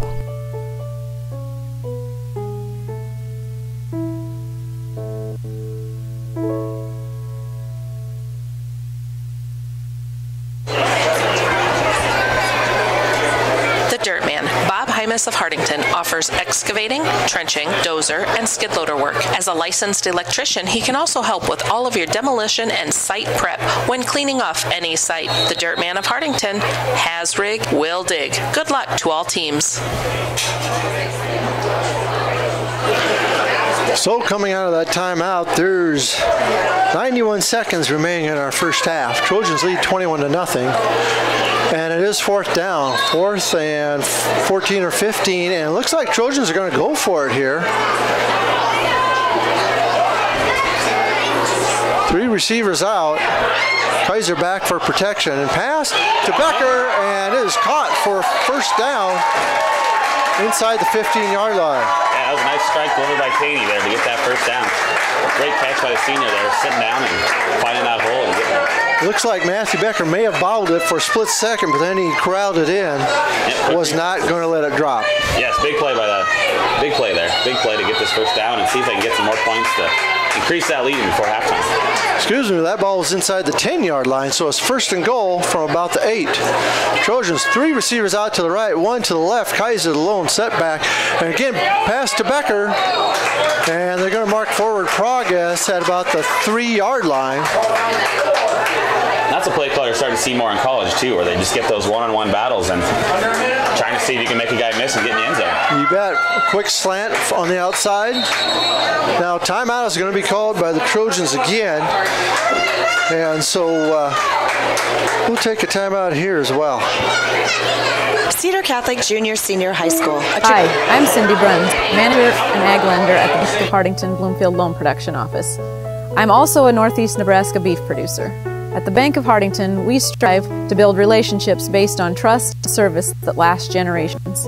We understand the challenges facing our producers and are eager to assist with all the financial needs of your farm. We understand the challenges because our ag lenders have true ag experience.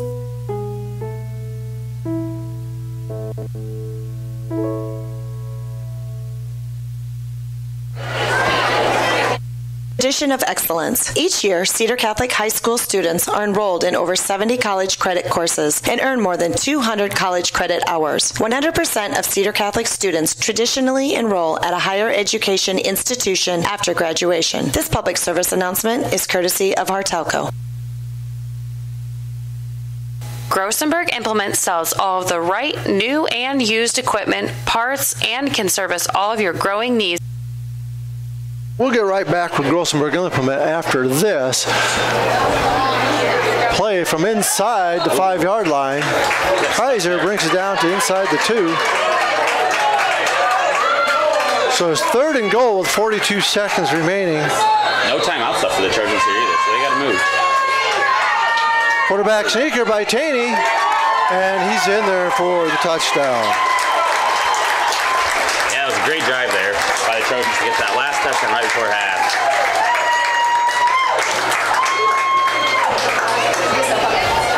So Trojans, yep, they take the timeout, get a couple play calls, and are able to hit pay dirt here with 33.5 seconds remaining in our first half.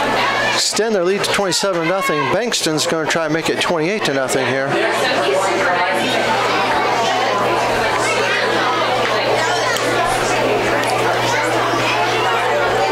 Kick is down, it is up, and it is good. 4-4. And Trojans extend the lead to 28-0 again over the Davis City Scouts. We'll be back with you right after this. Grossenberg Implement sells all of the right new and used equipment, parts, and can service all of your growing needs in 6 great locations: Hartington, Bloomfield, and Wayne, Nebraska, and Winter, Pierre, and Phillips, South Dakota. Stop down or call Floral Designs to let your favorite student or athlete know that you're thinking of them on game day with a delivery to school. Your local small-town florist provides the surrounding areas with custom design work, fresh flowers, balloons, candy, gifts, home decor, and more. Floral Designs located on Broadway Avenue in Hartington. Surprise your loved ones with something special today. Call 402-254-3943. When it comes to all of your tax planning, tax preparation, bookkeeping, and payroll needs, Milbrass Seiler Bookkeeping and Tax Service has been the place. Okay, thanks for joining us, folks. And we'll hear from Milbrass Seiler just a moment after this kickoff. Again, Trojans lead 28-0 just before halftime here at Russ Hookstein Field. And at halftime, we'll have the dance team performing, and we'll have the Cedar Catholic Royalty Court. Of course, they're drawing for the pickup. And we hope to have time to interview Cedar Catholic volleyball coach Danae Buss. And then the short kick, fielded on about the 25, up past the 30, and down about the 33-yard line, is number 3, Dylan Vadishka, 5'11" sophomore for the Scouts. Hopefully I pronounced that right. So they take over with 30.1 seconds remaining in our first half. Yeah, I would imagine they would stay pretty conservative here because they don't want to risk anything and give the ball right back to the Cedar Trojans. So I'd imagine we'd see 3 runs here, but then again, anything can happen. Trojans without timeouts. Scouts have all 3 of their timeouts remaining. Wishbone formation. Handoff up the middle. Short gain on the play. And that might be the last play of our first half. That's all we got. So again, that was a great half for the Cedar Catholic to jump out to that quick 14-0 lead. Then to capitalize the second quarter and bring up to 28. Yeah, I'm sure the David City coaching staff has a lot of talking about what to do and trying to slow down Kaiser. So again, it is halftime here at Cedar Catholic homecoming game, and the score is Trojans 28, Davis City Scouts nothing, and lots of halftime activities going on. We'll be back in just a moment. When it comes to all of your tax planning, tax preparation, bookkeeping, and payroll needs, Milbrecht Seiler Bookkeeping and Tax Service has been the place to go. They've been providing high-quality, professional tax and bookkeeping services to the surrounding area for over 30 years. In addition to these services, Milbrecht Seiler also offers an array of financial services. Stop in today at 106 West Main in Hartington to see what Milbrecht Seiler has to offer. Call Northeast Pipe and Panel, a local company for all your fencing needs. They make 4, 5, 6, and 7 bar by 20-foot continuous fence panels and 10-foot and 12-foot portable corral panels. The pipe and panels are all American made right here in Hartington. Call Rob or Pam Howell at 402-254-9585 or 877-207-1048. Our shop is located in the Hartington Industrial Park.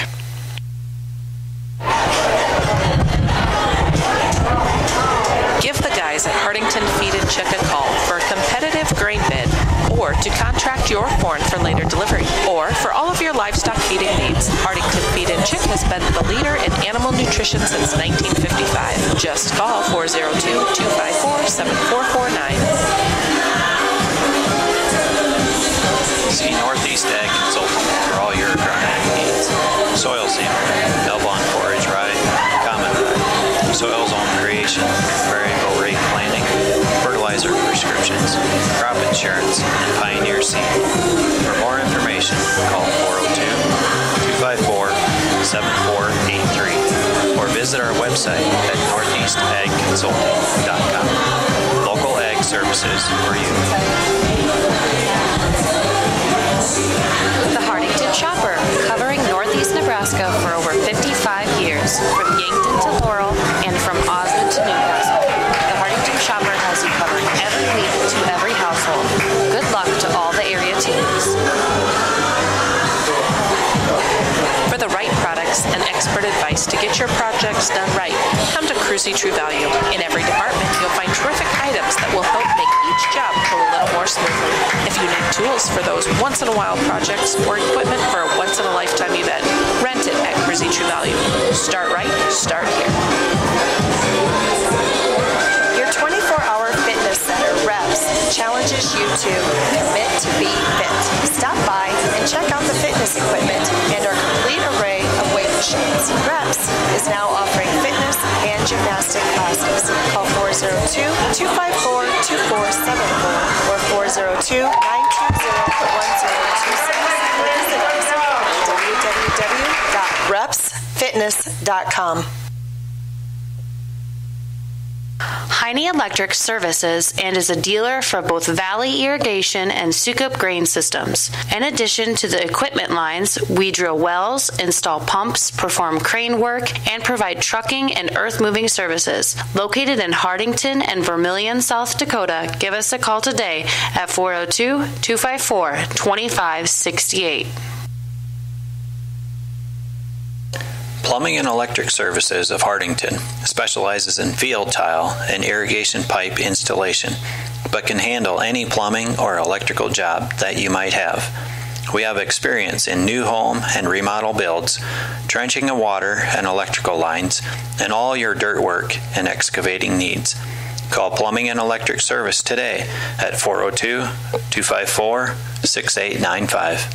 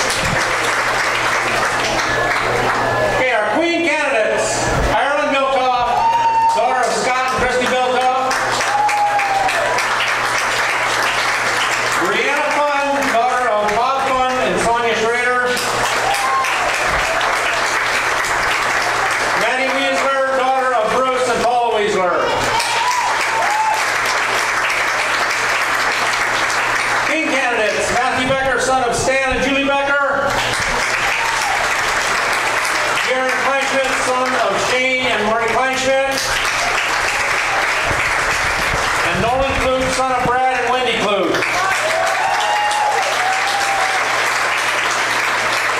Our future royalty, Sylvie Neiman, daughter of Casey and Susan Neiman. Owen Kluge, son of Brad and Wendy Kluge.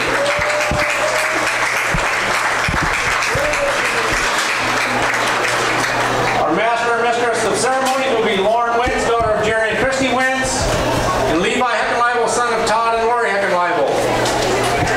The coronation of the King and Queen will be held in the Holy Trinity Gym at approximately 10 p.m. And now we're ready for Joni Potts and the Cedar Catholic Development to draw for the winner of the Ford F-150 pickup. Thank you, and also congratulations to our homecoming royalty.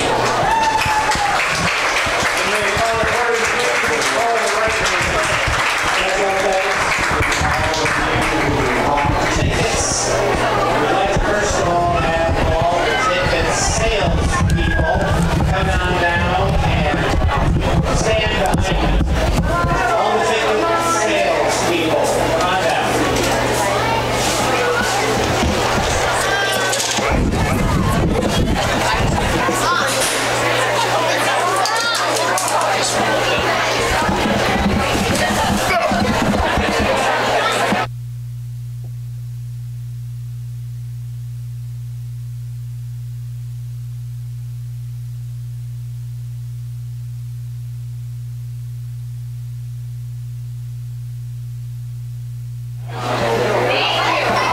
Well, thanks again for joining us, folks, at halftime. We have Father Cordy down there asking for all the ticket sellers to come down tonight because in just a few minutes, depending upon how much Father Cordy discusses the tickets, we will be drawing a winner for a 2018 Ford F-150 Platinum pickup with a sticker price of $66,590. So ticket sellers are still going down there on the field.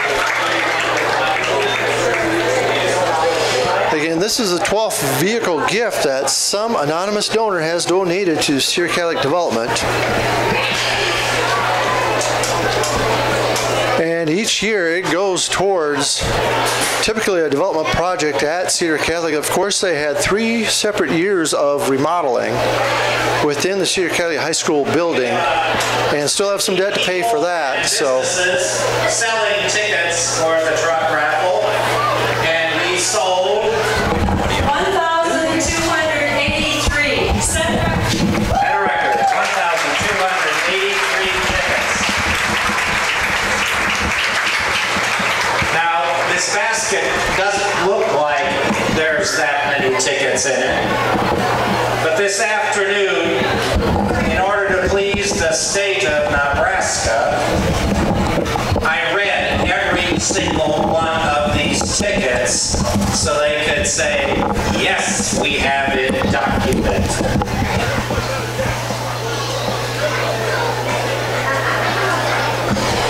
and now Father Cordy is reaching in and going to grab one lucky ticket.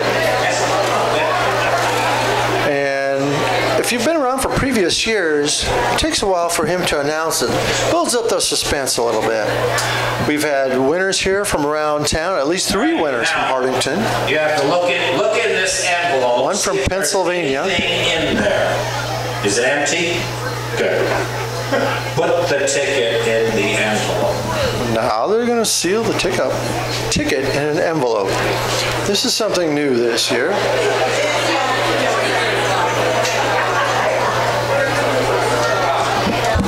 Now that I have your attention. Now Roger and Rose Cook and Roger and Sherry Workman and Bill and Jean Yates were at the Senior Citizens Center. See, they had all finally retired completely from everything they were doing. But the age was catching up on them and they were sharing stories. Well, Roger Cook said, you know what? I was at a restaurant the other day. It was just the best restaurant I was ever at. And Bill Yates said to him, what was the name of that restaurant? And Roger said, what's that flower that has thorns on it? And Bill said, Rose. Yeah, Rose, what was the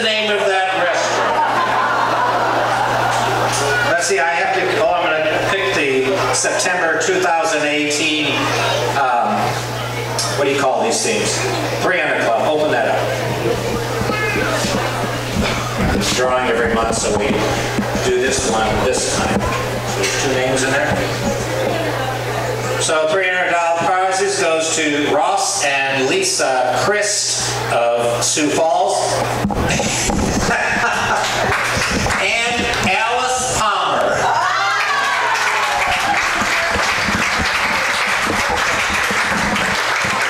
Who happens to be one of the people in charge of the 300 Club. So congratulations to Alice and to the Christ up in Sioux Falls. I have to give you a clue. Let's see, I have to give you a clue. Let's see.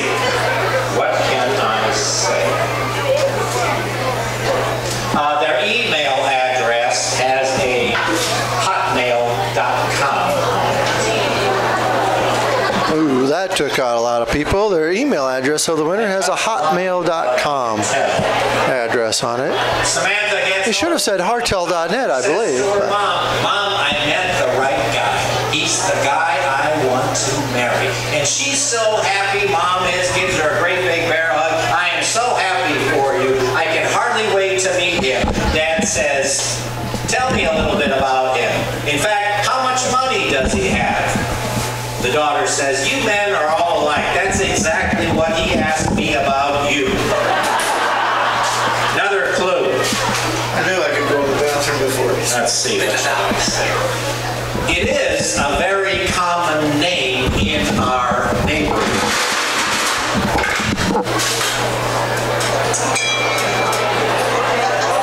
Boss calls George in. George wasn't the brightest light bulb in the pack, but he's very faithful. He was always at work, never was late, always worked, never was absent, nothing. He says to George, I need to reward you. How does a new car sound? And George says, vroom, vroom. They're getting worse. Let's see, what can I say about Another hint from Father Cordy. First was a Hotmail address, and the address is in the neighborhood here. These people live north of the Platte River. I said these people live north of the Platte River, in case you couldn't hear. Yeah, it doesn't narrow it down by much. It was really bad. He lost his whole left side, but don't worry, he's all right.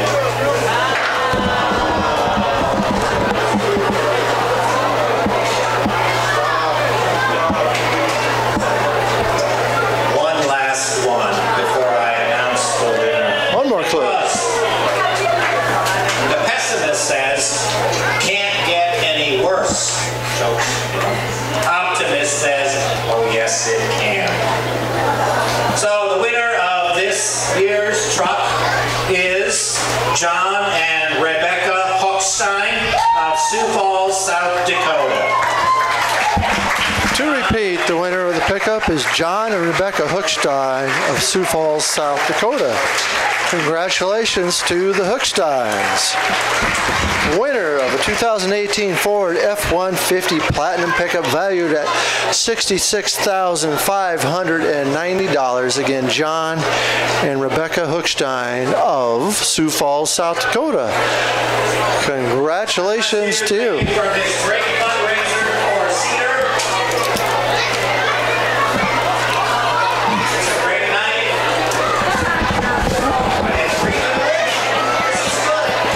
God bless.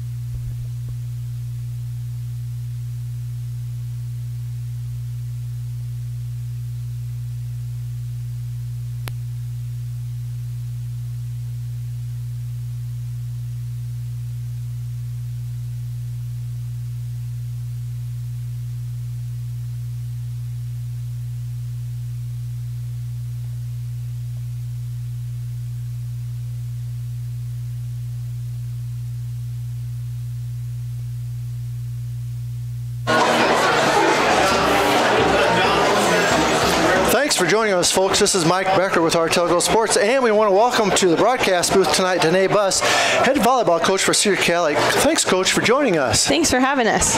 Well, we haven't spoken in a while since last season. The Lady Trojans had an extremely good finish last year, ending a state runner-up in Class C2. Take us through the mindset of the team as they went through districts last year in the state tournament. I think they were just very determined, had a good year, and they didn't want to, end it too early. They made it to the very last game, which was very high set in our goals, so didn't end the way we wanted it to, but, the goals are still out there. So that's right. Now, you lost a couple seniors from last year's squad. How have the upperclassmen stepped up this year? We have 4 seniors and 5 juniors, and they really, have been a good core for us. They take care of a lot of our stats. They very much, leaders that lead by example, basically. So they go out there and do what they're supposed to do. That's good. You always need some to step up. Yep. Awesome. So this year, the team is off to a great start with a 13-2 record with the only losses. In fact, the only sets you've lost this season were to perennial power Columbus SCOTUS and also Stanton, ranked number 2 in Class C2.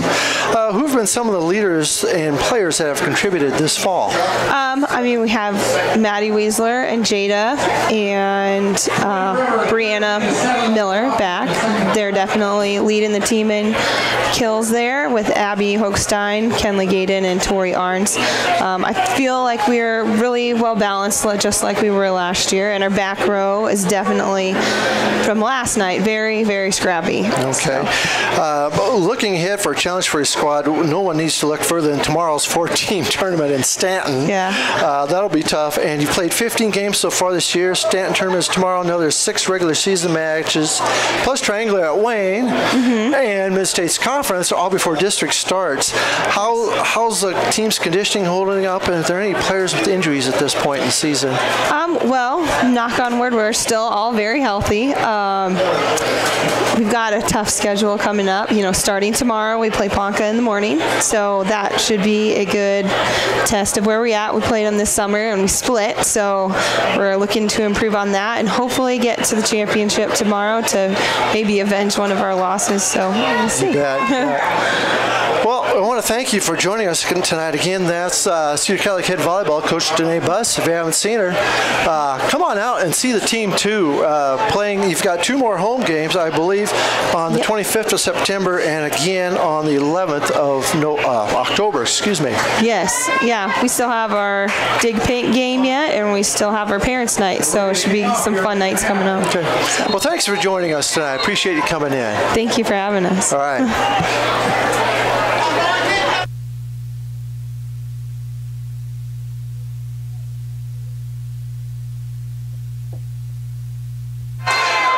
Again, the Trojans kick off to the Scouts and taken down at the 28-yard line is the returner on the kick there.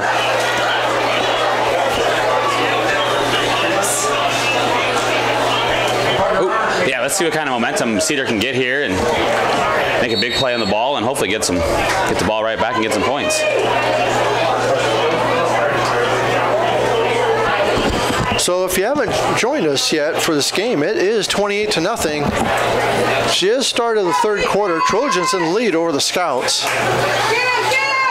And a little shuttle pass up the middle, and after a short gain, runner's going to get out past the 30-yard line and will be taken down.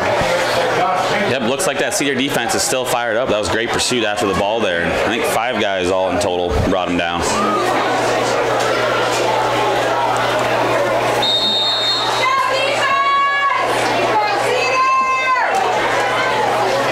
So 2nd and 7 for the Trojans.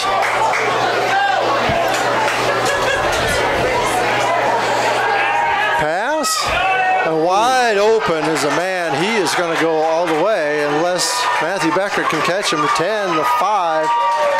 That is number 24 for a 69-yard touchdown pass. So the Scouts get some points on the board early. Yeah, well, they've been kind of hitting. They've been kind of throwing that deep ball all game and finally connected on one, and it paid off in a big way. So that was Danielson to Nick Ruth, the 6'1 senior. For the Scouts, so Scouts, like we said, they get on the board. And they're a high-scoring offense all year, so there shouldn't be a big surprise of them getting some points. It's just surprising it came so late. Snap is down, kick is up, and it's good. So less than a minute's gone off the clock here in our third quarter, and the Scouts are on the board by a score of 28-7. Watch your... Call Northeast Pipe and Panel, a local company for all your fencing needs. They make 4, 5, 6, and 7 bar by 20-foot continuous fence panels and 10-foot and 12-foot portable corral panels. The pipe and panels are all American-made right here in Hartington. Call Rob or Pam Howell at 402-254-9585 or 877-207-1048. Our shop. Give the guys at Hartington Feed and Chick a call for a competitive grain bid, or to contract your corn for later delivery, or for all of your livestock feeding needs. Hartington Feed and Chick has been the leader in animal nutrition since 1955. Just call 402-254-7449. And we're back with you at Russ Hookstein Field. This is Mike Becker along with Jordan Kirkman and Bill McGregor on the camera tonight. David City Scouts have just scored to get it to a 3-touchdown game, 28-7. The Trojans are over the Scouts tonight. And ready to kick off for the Scouts as Alvarado kicks it deep, all the way back to the 5-yard line. It's Matthew Becker. And he gets it up to almost the 25-yard line. See where they mark it. Yeah, that was a big kick. He kicked that all the way to the 5-yard line with the wind blowing in his face. And if you weren't here for halftime, the winners of the 2018 Ford F-150 pickup was John and Rebecca Hookstein of Sioux Falls, South Dakota. Again, they're going to walk away with tickets to a pickup valued at over $66,000. We want to thank all of the people that have bought a ticket in support for this year and every year that Cedar Development has done this. So, little wing T formation. Nice gain for the Trojans. Gain of 5, we'll call it. Yeah, it's important for the Trojans to kind of hit reset on this half and kind of get restarted. Hopefully they can kind of do a nice long offensive drive and give their defense a chance to recuperate here. So again, it is 2nd and 5. Receiver split out left and right. Still a wing T formation for the Trojans. And the handoff to Kaiser coming on the left-hand side. Cuts back against the grain. Gets a nice yardage. Call it a gain of about 15 on the play. Yeah, he's seeing things really well tonight. He looked like he was trying to get outside, but it was where he couldn't get anywhere there and cut it right back up the middle for a great gain. And usually when you see a running back do that, cut back against the grain, they're able to make good gains because they see a wide opening there. So everyone's going one way and they get in the other. Harder for the defense to stop and make a good tackle. So 1st and 10 from the 43-yard line. Again, handoff to Kaiser coming around the left-hand side. And not quite able. That was a good tackle by that corner there to hold the edge and not let Kaiser get outside and potentially get a big gainer. 2nd down. Short gain on the play of 3.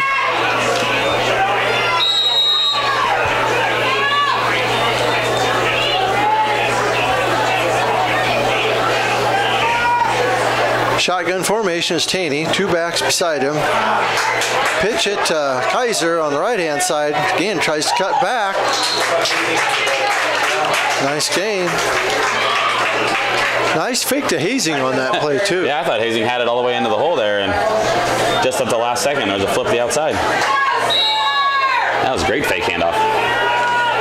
So it's going to be 3rd and short. We'll call it 3rd and 2 from just inside the Scouts' 50-yard line. About 49.5. High formation. And give it to Hazing, and he is wrapped up for a loss.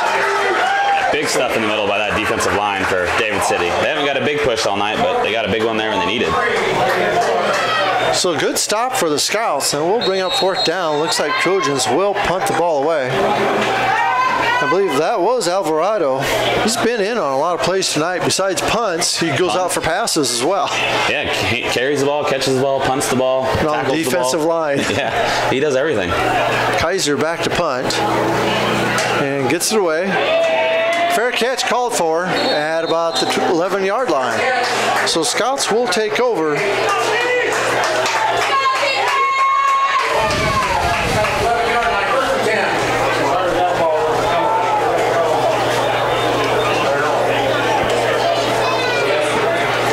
.36 remaining in our 3rd quarter. And not a great start so far for the Trojans in this second half. See if they can right that ship here on defense.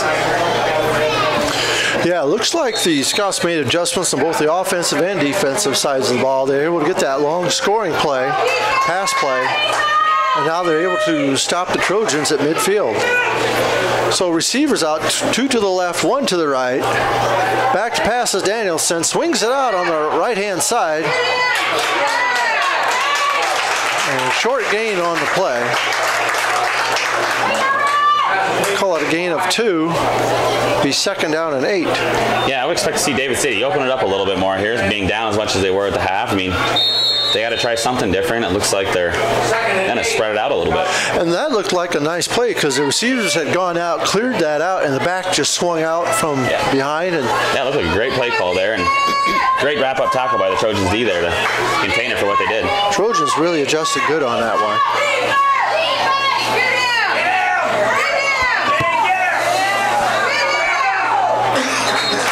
Ooh, big gain there for the David City running back on that option pitch. Looks like he's just short of the 1st down. Yep, 3rd and 1 it looks like. Wrapped up by the freshman Taney, I believe. Nope, correction, that was. They're going to call it a 1st down. So they've moved the chains. So David City with a little bit of momentum again. Yep, 2 straight offensive drives where they're really moving the ball. I mean, last drive was 1 big play. This time they're slowly moving. Back to pass again. Ooh, big hit, but he's still hanging on. That was Miles Taney on the hit, number 9. Also to assist number 3, Tate Taney. I believe that might be a brother. I believe you're right. They got freshman and sophomore out there. That's right. Miles is a sophomore. I was thinking he was a freshman.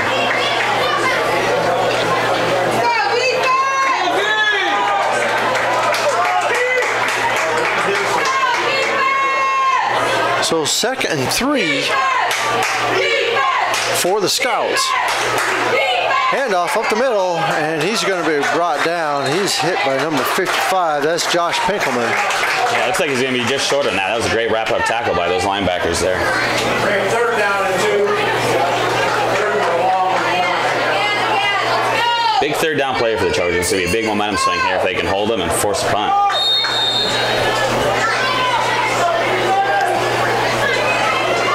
Alvarado's back in the game, so I would imagine he might be involved in this play as well.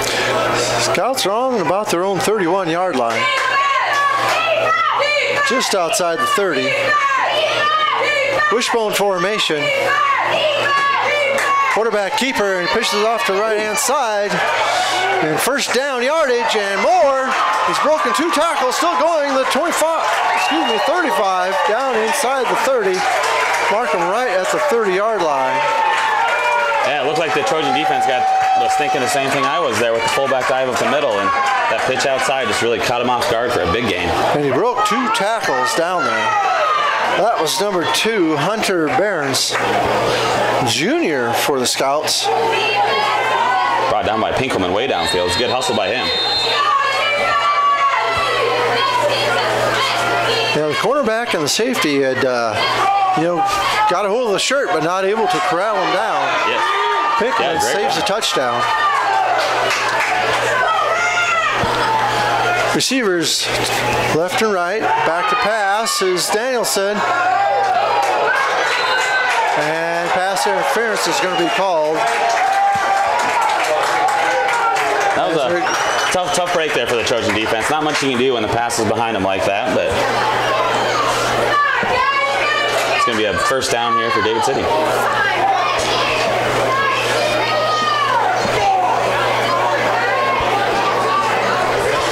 They may have said he had a hand on the receiver, but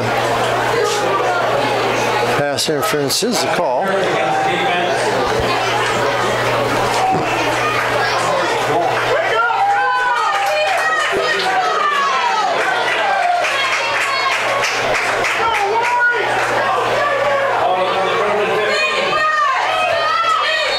Wishbone formation. Danielson underneath center. Gives it to the tailback. It's a couple yards, but then the Trojan defense swarmed to the tackle. David City is doing a really nice job now of changing up their play calls, going inside, outside, and even throwing the ball downfield. And it's really making it difficult for the Trojan defense to figure out what's going on out there. Call it a gain of 3. It'll be 2nd down and 7 from about the 11-yard line. Make it the 12. 2 receivers left, 1 right. Split backs. Back pass, Danielson. He gets pressured. Ball is knocked down in the end zone. Tried to squeeze it in there. It looked like it was going to get there or picked off one of the two, but falls harmlessly to the ground to get the 3rd down. Danielson didn't have much time.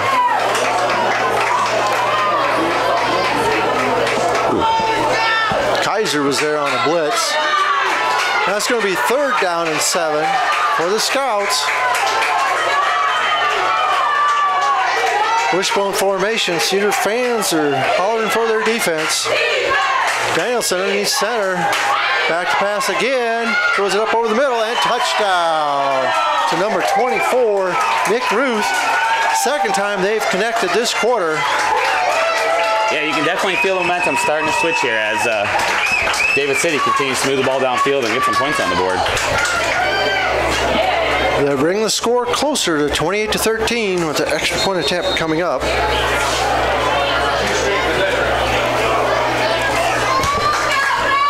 Kick is down, it's up, and it's good. So a game of 4:58 remaining in our 3rd quarter. The score is now 28 for the Cedar Catholic Trojans and 14 for the David City Scouts. We want to thank our featured sponsor of the night, Bank of Hardington.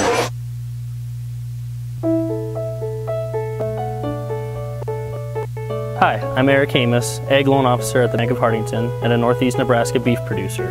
At the Bank of Hardington, we strive to build relationships based on trust and service that last generations. We work with our clients to develop financial plans that help them meet their goals. We know that for our farmers, it is much more than a job, it's a way of life. How do we know? Because we are farmers and we are living it too.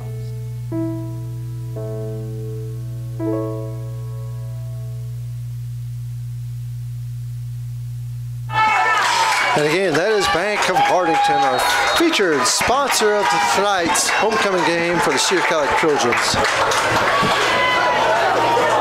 Again, if you've just joined us, it was 28-0 at halftime, and the Scouts have scored twice on 2 possessions here. Our 2nd half, 4:58 remaining in the 3rd quarter. They cut the lead in half, 28-14.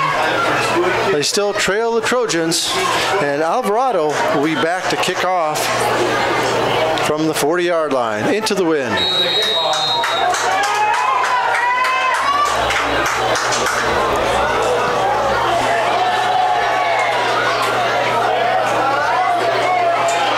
And Becker picks it up, gets it up past the 20-yard line, and it looks as though they could be intentionally kicking it to left-hand side, keeping the ball away from Kaiser. I think that's a very smart play from just seeing what we've seen from Kaiser running the ball today. I mean, he's been hard enough to tackle, so I would try to get the ball out of his hands as much as I can. Then that was another great kick, but landed right in front of the returner and didn't give him a chance to make a play on it. You bet. So let's see if the Trojans are drawing anything up differently on offense now. After their first series, they were stopped about midfield. High formation. Matthew Becker's in motion. Right to left. Pitch to Kaiser. Linebacker coming over and spins off. Yeah, it's great closing speed by number 3 there, Dylan Fadisha. Come clear across the field to make that tackle on Kaiser. So a gain of 2, we'll call it 2nd and 8 for the Trojans. Yeah, you can see him closing from clear across. Yeah, he came from that high safety spot, and if he wasn't there, that could have been a big gainer, so that was a great play by him. Looked like the play was just a little bit slow to develop to the Trojans' left side of their offense. So one receiver out to the right, I formation again. And off to Kaiser, and he is wrapped up. Call it a gain of 1, going to bring up 3rd down and long. Yeah, it seems like the scouts got tired of seeing Kaiser run for those big yards that first half and are decided to do something about it here. We'll call it 3rd and 5 for the Trojans. We'll see if they keep it in the ground or if they try to air it out. High formation, receivers left and right. Looks like a keeper from Taney, and he's going to be brought down in the backfield. Yep, that one just didn't ever have much going for it there, and looks like they'll be forced to punt again. He was going one way, didn't see anything open. It was going to be an option play, and he decides to pull it off, tries to get around the right defensive end for the Scouts, but he was playing his position, and he was able to bring down Taney for a loss. Kaiser now gets the snap. Nice kick. Up the 35-yard line, 45, 50, number 22 past midfield, just inside the 50-yard line. That's going to be Justin White, the returner, 5'10", 160-pound senior for the Scouts. Looks like there's a flag down though, so this could be coming back here. Looks like in the area maybe a block in the back or a hold here. And here comes the referee to give the signal, and the Scouts are walking backwards. And it is penalty on the Scouts.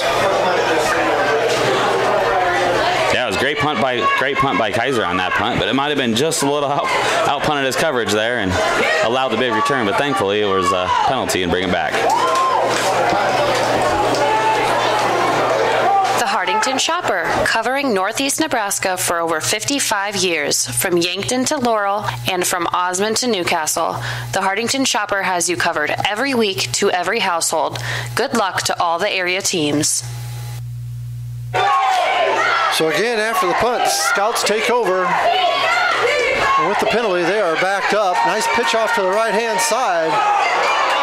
And a couple of Trojans not able to bring him down before.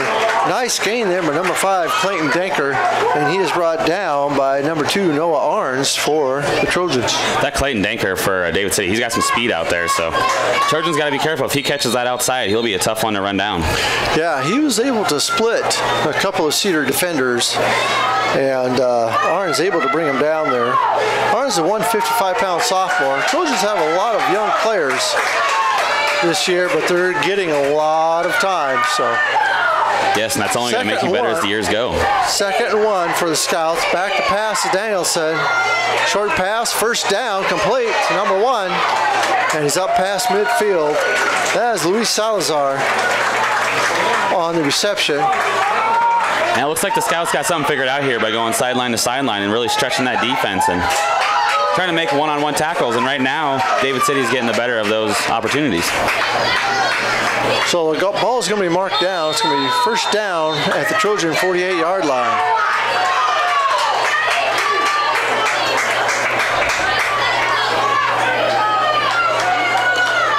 Two receivers out to the right. Danielson rolls that way.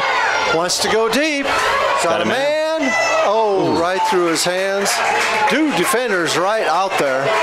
One is Miles Taney, the other one was Noah Arns. Yeah, that was covered pretty well, but that was also all the passes almost dropped right there in the breadbasket where no one could touch it. But fortunately, it fell innocently to the ground. Right over the shoulder. Yeah, that quarterback has an arm for sure. That's a long throw in the wind. So 2nd and 10 for the Scouts.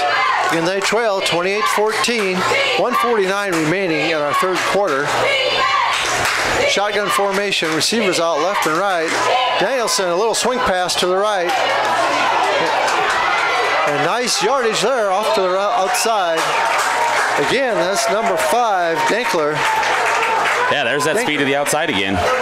Make one guy miss, and you're going to have some room to run. And Trojans haven't been able to get out there and get in position to get him tackled because he does have speed. You give him a full head of steam, and he's gone. Yeah, he's going to be a tough one to stop. So I bet we're going to see a lot of that here in this next quarter plus a minute. 1st and 10, wishbone formation for the Scouts from the 30-yard line. Give it to their tailback, number 22, and he is brought down by Rex Becker. No gain on the play. And I think right there you can see why they're going to the outside, because that middle of that Cedar defense has been pretty tough all night. Also was in there was number 42, Easton Becker, freshman for the Trojans.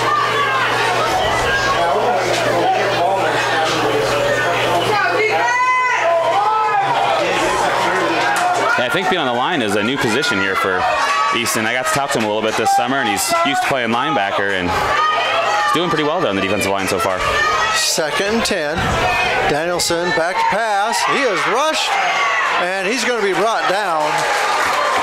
Let's see who is in there. Looks like 71 on there on the sack. Yep. Number 71 plus Josh Pinkman, 71 is Peyton Haar, 210-pound junior. So it's going to be 3rd and 15 for the Scouts defense. Yeah, if that Cedar defense can shore up the outsides, that middle is looking pretty tough tonight. Defensive line is really getting a good push off the ball every play. Wishbone formation. Underneath center is Danielson. Goes back to pass. Swing pass out to the left-hand side. A nice tackle there by number 17. That's Cole Becker. Yeah, that had potential to be a dangerous play there. It looked like there was no one else out there other than the receiver, and a great tackle by Cole to bring him down for a minimal gain. 4th down here, it looks like. Gain of 5, so it's going to be 4th down and 10 from the Trojan 30-yard line, and the Scouts call a timeout.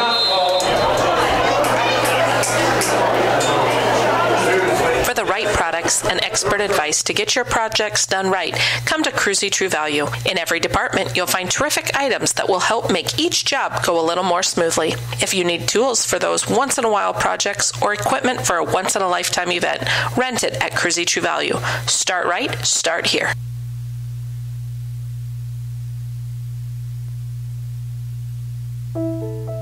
Hi, I'm Marie Haar, Vice President and Ag Lender at Bank of Hardington, and a Northeast Nebraska dairy and beef producer. Whether it's developing a marketing strategy, a break-even analysis, or cash flow predictions, at the Bank of Hardington, we understand the ever-changing demands and challenges of today's grain and livestock producers. We understand these challenges because we are farmers, and we're living it too.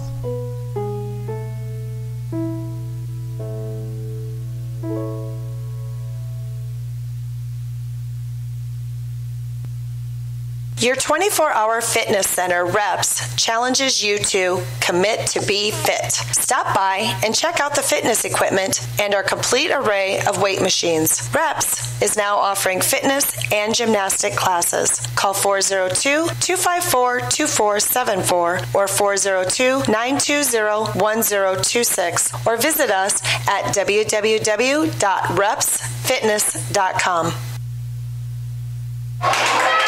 So back here at Russ Hookshine Field, it is 4th down and 10 for the Scouts from the Trojans 30-yard line. They trail 28-14. It is now the 4th quarter. It's not a timeout.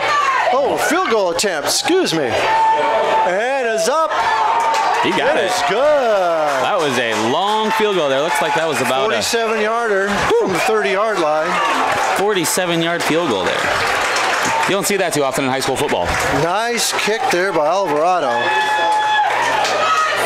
So that brings the score to 28-17. Excuse me, I did not see the kicker lined up there until they had the long snapper.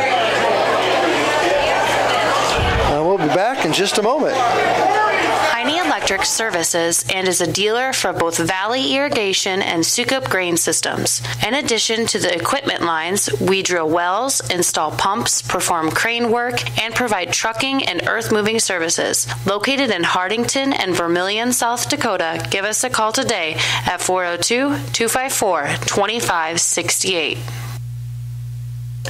Plumbing and Electric Services of Hartington specializes in field tile and irrigation pipe installation, but can handle any plumbing or electrical job that you might have. We have experience in new home and remodel builds, trenching of water and electrical lines, and all your dirt work and excavating needs. Call Plumbing and Electric Service today at 402-254-6895. Yeah, we're here in the fourth quarter, and this game has changed drastically. We got a ball game here at 28-17 with David City kicking off. It's been all Scouts in the second half and all Trojans in the first half. And it is the fourth quarter now. That was the first play of the fourth quarter, and the Scouts now kicking off with the win. Becker picks it up, breaks a tackle up past the 30, and he's going to be pushed out of bounds. They're going to mark him at about the 32-yard line. So nice return by Matthew Becker. Yeah, initially muffed it there, and that might have gave him just a little time to see where he wanted to go and made a cut right for the hole. I think it was Matthew Becker. Yep, I think you're right. It looks like you're right.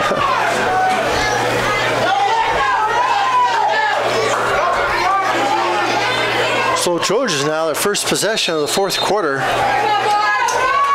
It was 28-0 at a halftime, and the Scouts have scored 17 consecutive second half points. Cut the lead to 11. High formation, one receiver out to the left. Taney's the quarterback, hands off to Kaiser, and he is met in the backfield. Drags the man forward. That was a great play call in the defense there, sending that blitz at just the right time to hit Kaiser in the backfield before he could really get going and make a move and get some yards downfield. Looking at the sticks, it looks like possibly a gain of a half yard, so it's going to bring up 2nd and 9 for the Trojans. Receivers out left and right.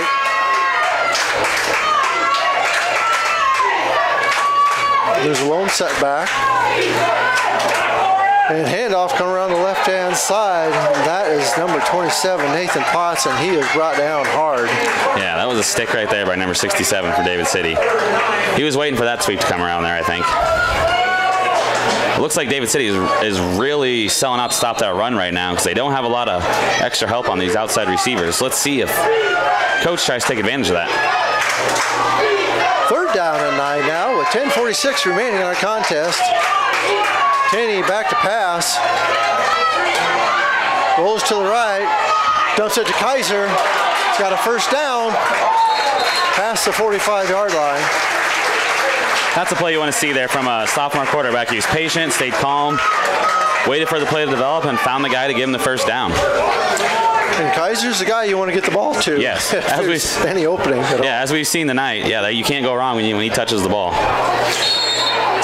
So the ball is going to be marked at the 47-yard line of the Trojans. So just short of midfield, 1st and 10. 10:30 remaining in our contest. Lone setback. And flags are down.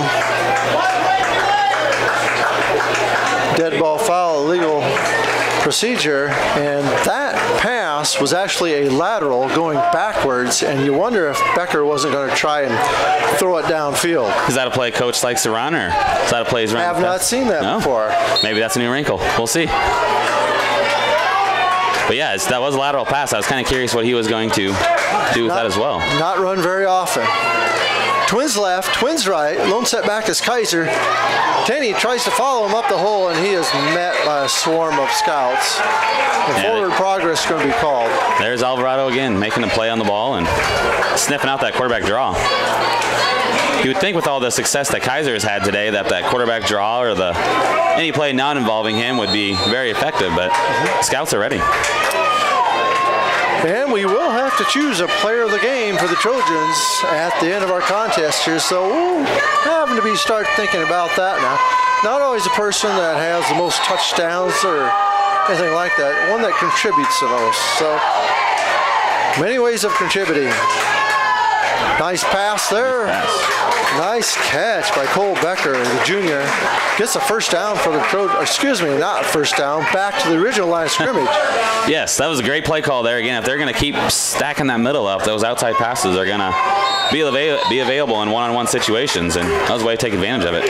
So it's 3rd down and 9. for the Trojans on their own 48-yard line. Trips out to the right. Lone setback is Kaiser. Shotgun formation for Taney. He goes back to pass.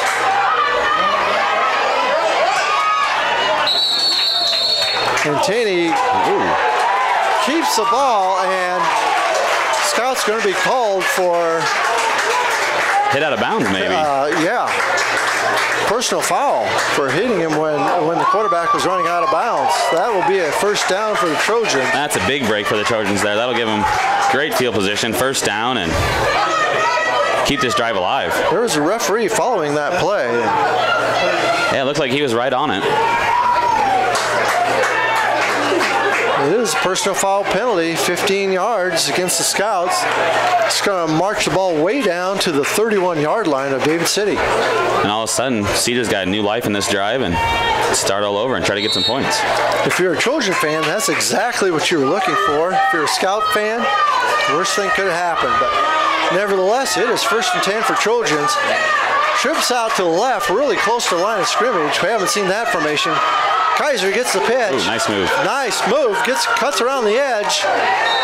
Gets a nice gain of 7 or 8 on the play. He is hauled down by the shirt tail. Yeah, that was a nice shoot there. I don't think the kid's going to watch that and film on Monday there following that play, but nice move to get to the outside and get a nice little gain there. Brought down just by his horse collar. Just about a horse collar. Just about a horse collar. Look at that too on the replay we have up here in our booth. We saw he's caught by the sleeve, I guess. But it's going to be 2nd and 2 for the Trojans. High formation, hand off to Kaiser up the middle. Still fighting in there, it looks like. You have to give the Scouts some credit, though. They've really stiffened up that middle of that defense and slowed down those runs right up the middle there. They have. It is going to be 3rd down now. I'm going to say he's short by a yard, so 3rd and 1 for the Trojans.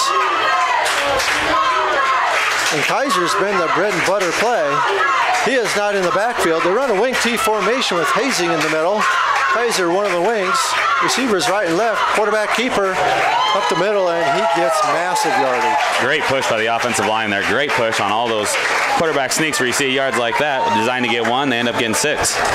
Yeah, he followed the lead of, like Rex Becker and Derek Hymas, the 210-pound senior. Hymas has been in on a lot of plays tonight, too. Got to give him credit. Yeah, good work by that line there. Number 71's in there, Peyton Haar. So it is 1st down for the Trojans again. Wing T formation. Ooh, ball's on the ground. Fumbled. Scouts say they have it, and so does the ref. It's not what Cedar was looking for there on that drive, but. So David City dodges a bullet with 7:57 remaining in our game. Well, it's been a relatively mistake-free game on offense for the Trojans. That sure is a bad time to get your first turnover. Call Northeast Grinding for custom hay and high-moisture corn grinding. We have multiple grapple grinding units and an array of screen sizes with economical rates. Give Patrick a call for all of your grinding needs, 402-640-6160. So 1st down for the Scouts on their own 18-yard line. Back to pass is Danielson. Going to air it out on the right-hand side. He's got 2 men open, and Alvarado is there. And he is brought down at the Trojan 35-yard line. On the tackle is number 17, Cole Becker. Danielson delivered a strike there right down the middle of the field. And there's Alvarado again, catching the ball, making a big play for his team. Again, Alvarado, he's not tall, 5'9", but he's 235 pounds and he can move. Yeah, he moves really well. Beat everyone down the field there. So the Scouts now, again on the 35-yard line of the Trojans, it's one quick play, 7:39 remaining in our contest. They trail by 11. Wishbone formation, Danielson underneath center. Danielson fakes the run, back to pass, rolls to the right, and he's going to throw it out of bounds, stop the clock. And he gets knocked down in the backfield. Hey, he took a good little shot there. I think that was Connor Vlock. Good defense by the Trojans, having everyone covered and giving the quarterback nowhere to go. Yeah, Locke was putting a lot of pressure on him and was able to get a hit in there as the ball was released. But. And he made the quarterback make up his mind a little bit faster than he wanted to. 2nd and 10 for the Trojans. Excuse me, for the Scouts. David City with possession here. 2nd and 10. They're driving on the Trojan 35-yard line. Man in motion. Danielson back pass and penalty flag, dead ball foul. Could be a motion, and it is legal procedure against the Scouts. There they go, moving back again. They had trouble with that in that first half. Second half has been a little cleaner for them, but there they fall victim to that illegal procedure again. The Trojans have to be ready for that because it looked as though David City was going to have a mismatch here on the near side. Looks like they're going to swing it out there again, and that looked like a battle that they might have won. They had 3 guys out there, plus the receiver. Let's see if they go back to that right away. I'm sure the Trojans have made an adjustment.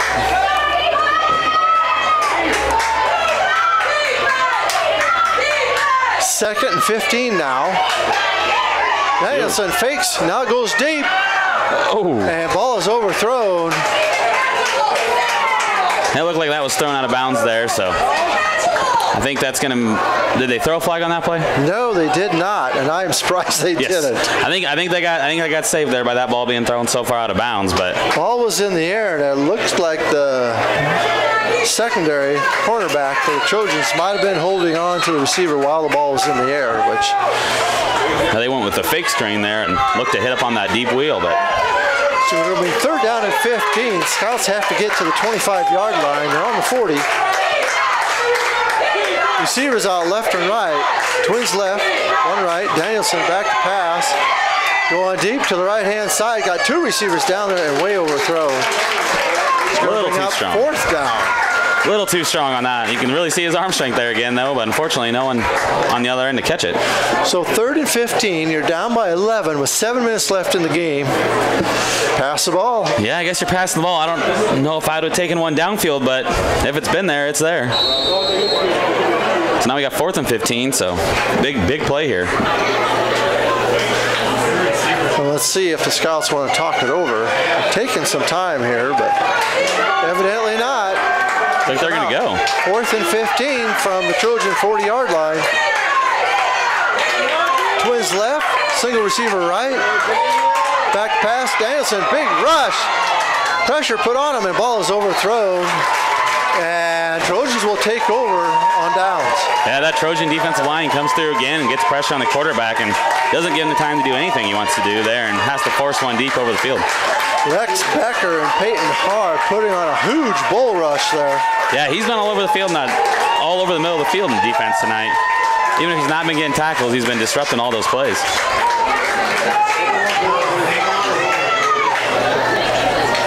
Now we could have a potential put-away drive here for the Trojans. Can they take over on their own 40 on downs? High formation, receivers left and right. Becker left, Becker right. Matthew to the right, Cole to the left. Handoff up the middle to Kaiser. Looks like Trojans are going to want to run some clock off. I'm off the clock. And when you're running backs, Kaiser, I don't think that's a bad idea. You know, he's going to take 30 seconds off the clock, and who knows, he might bust one for 50 yards.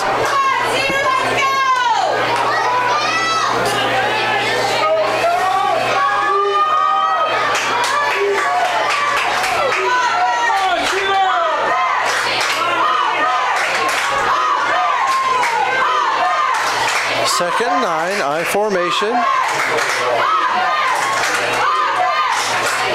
And off to Kaiser on the left-hand side. Finds a crease. Call it gain of 4 on the play. Will bring up 3rd down and 5. Yeah, another strong run, but... Pizza Hut is a proud supporter of the schools. Ask about their weekly specials or dine in at Pizza Hut after the game. Mention this ad for 15% off of your order. Good luck to all area teams. So big play coming up right here for the Trojans. 3rd down and 5 from their own 45-yard line. Twin receivers out right. Lone setback is Kaiser. Looks like Taney watching the ref, waiting for that play clock to go down before he snaps the ball. Kaiser brings off around the right-hand side, gets a first down, still on his feet, inside the 40, 35, 30, still on his feet, all the way down to the 20-yard line, folks. Replay that one on your DVR. Yeah, what a run. I think the only thing that slowed him down there was maybe his own teammate. That was all Jacob Kaiser right there. Stays on his feet all the way down. And tiptoes on the sideline going backwards. Yeah, what a run, and that'll be a big momentum push there for Cedar Catholic to get one in the end zone. Won't surprise me if they go right back to him here. So Trojans from their own 45 down to the 20-yard line on a 3rd and 5 call. Trips out to the right. Lone setback is Kaiser. Taney underneath center, and it's a false start there. Yep, false start. 5-yard penalty. For over 40 years, Town & Country Insurance has provided quality insurance products at a competitive rate while providing outstanding customer service. No matter what your insurance need, auto, home, farm, crop, commercial, or trucking, you're invited to stop in and see Frank, Carrie, or Ryan at 103 West Center Street in Hartington, or give them a call at 402-254-90. All right, we got Cedar 1st and 15 here. Trying to make that push for the end zone. Hand off to Kaiser up the middle. Nice run. Looks like he's getting to the outside. He's just getting stronger as the game goes on. He's going to be a great player to have when you're trying to close out a game. And he is going to get the first down. And it will be 1st and goal from about the 9-yard line. So that is another highlight reel play for the junior, Jacob Kaiser. Yeah, it looks like that Cedar Catholic offensive line is really wearing down David City's defensive line, because those holes are starting to get a little bigger now. High formation, Matthew Becker out to the right. Trojan quarterback still watching the back jug. As soon as he starts swinging his arm, that means there's 5 seconds left on the play clock. Now he's swinging it, and Taney goes underneath center. Hand off to Kaiser up the middle, and he is upended. Number 10 was able to get underneath there for the Scouts. That's Josh Seibert, and he was able to upend him. Yeah, that was a way to come up and tackle there in the hole. If he wasn't there, there's another 6 points for Kaiser, but great defensive stop. Call it a gain of 2, so 2nd and goal from the 7. And Kaiser's got to be getting tired. They have gone to him, but he is their workhorse. 4:20 remaining in our contest. Trojans trying to close it out. High formation, they lead 28-17. 2nd and goal from the 7-yard line. Pitch to Kaiser on the right-hand side. Nothing there, and he pulls it up, and he is bulldogged down by Alvarado. I tell you what, if we had to call a David City player of the game, there's no doubt that would be Alvarado. Yeah, I'd be hard-pressed not to give it to him. He's done everything for them tonight. Gave his best to give these guys a chance to stay in this game, whether it's kicking, punting, tackling, catching the ball, running the ball. He's been all over. So 3rd and goal now from the 10-yard line. High formation, receivers left and right. Taney again waiting for the back judge. Starts swinging his arms, and 5 seconds remain on the play clock.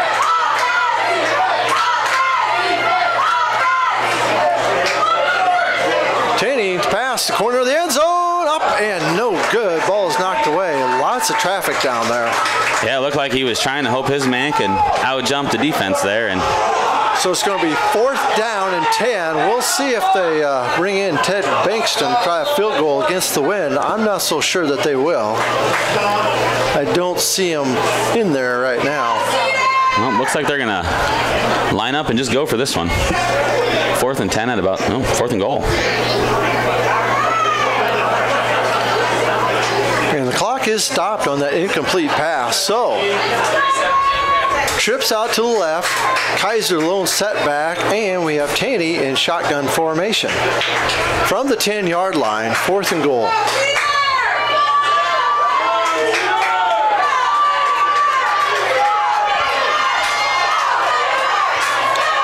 Taney rolls to his left, pass in the corner of the end zone to Becker, up, and it's a catch. Good. Got it. Great pitch and catch there by Number 17, Cole Becker. Yeah, great catch by Becker, great pass by Taney.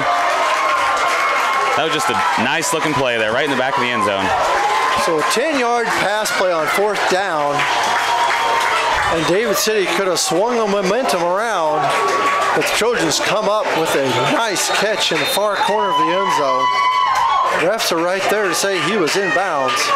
Yeah, they really used his height advantage there, and he went up and got it. The Trojans used a lot of clock on that drive. Extra point attempt by Bankston. Snap is down, fumbled, and no good. First miss of the night. And it's 34-17 with 3:11 remaining in our contest. Take your bank with you wherever you go with mobile banking from Security Bank. Mobile banking offers you the ultimate and on-demand service, allowing access to your account information right from your phone. Pay your bills, pay back a friend, and now even deposit a check, all with the tap of a finger. Now that's my kind of bank. Check us out online at mysecbank.com. Security Bank, member FDIC. The cold and flu season is just around the corner. Stefan Drug has all your over-the-counter cold and flu remedies in stock, and they also fill your prescriptions in a convenient, friendly fashion. Stop by Stefan Drug, your full-service pharmacy at 214 North Broadway in Hardington.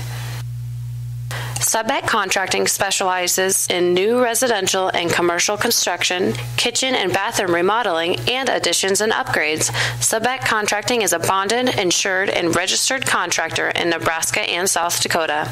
Call Mitchell at 402-841-7441 to get started today.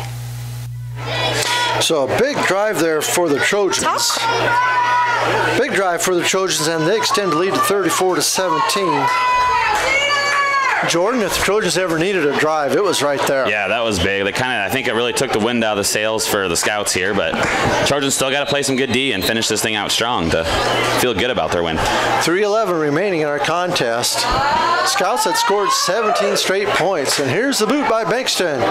Going down and inside the 25-yard line, and Trojans recover the ball. You know, that may be the longest onside kick I've seen, but it worked out pretty well. Nobody from David City got up and jumped on it, and Trojans were down there. I did not see who got the ball. We'll see if we can see it on the replay here in our booth. And can't get your number there.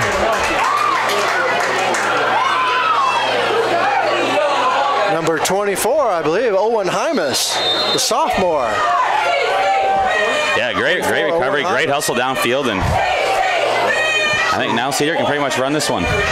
Keep running the ball here for taking that time off the clock. So Trojans take over on the 29-yard line. I formation, pitch to Kaiser on the right-hand side. Kaiser just following his blockers.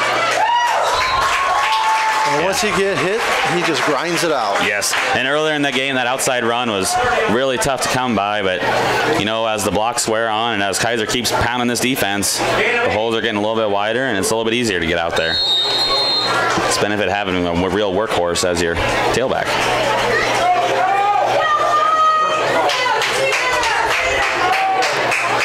Receiver out to the left is Arns. High formation.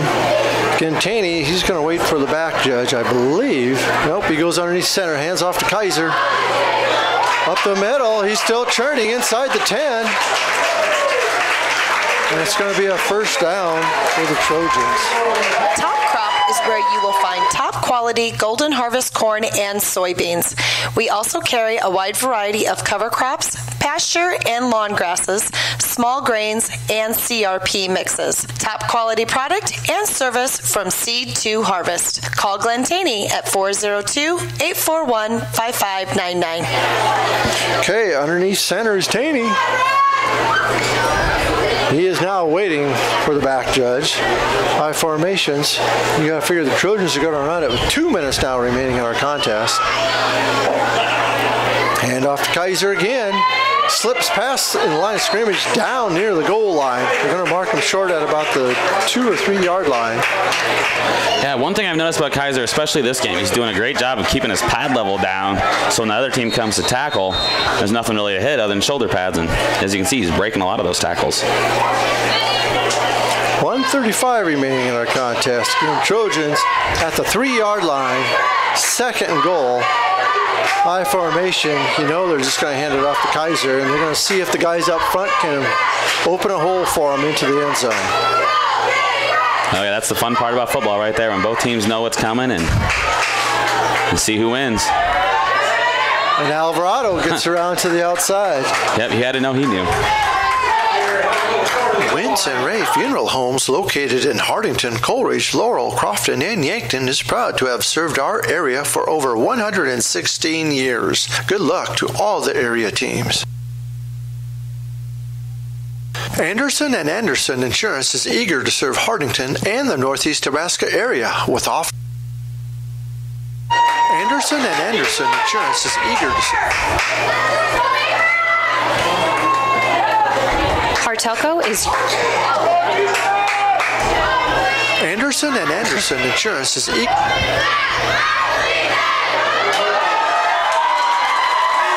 Touchdown Trojans. Touchdown to Trojans.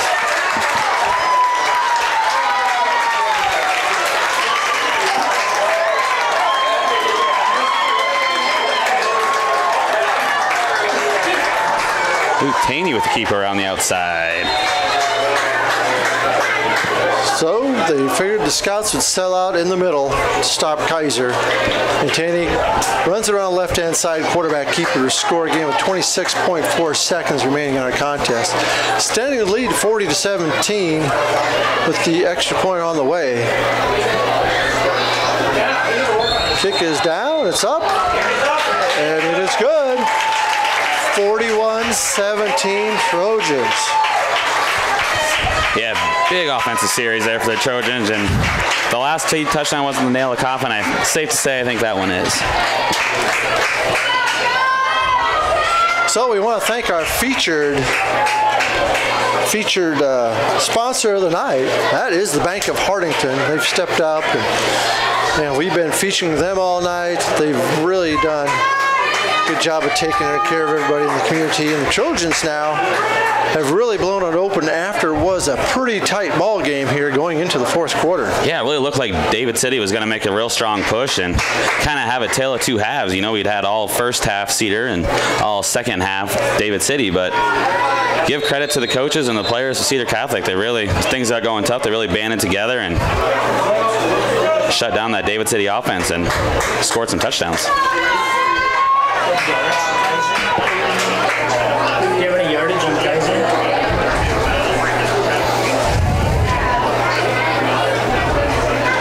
And we got Cedar here to kick off.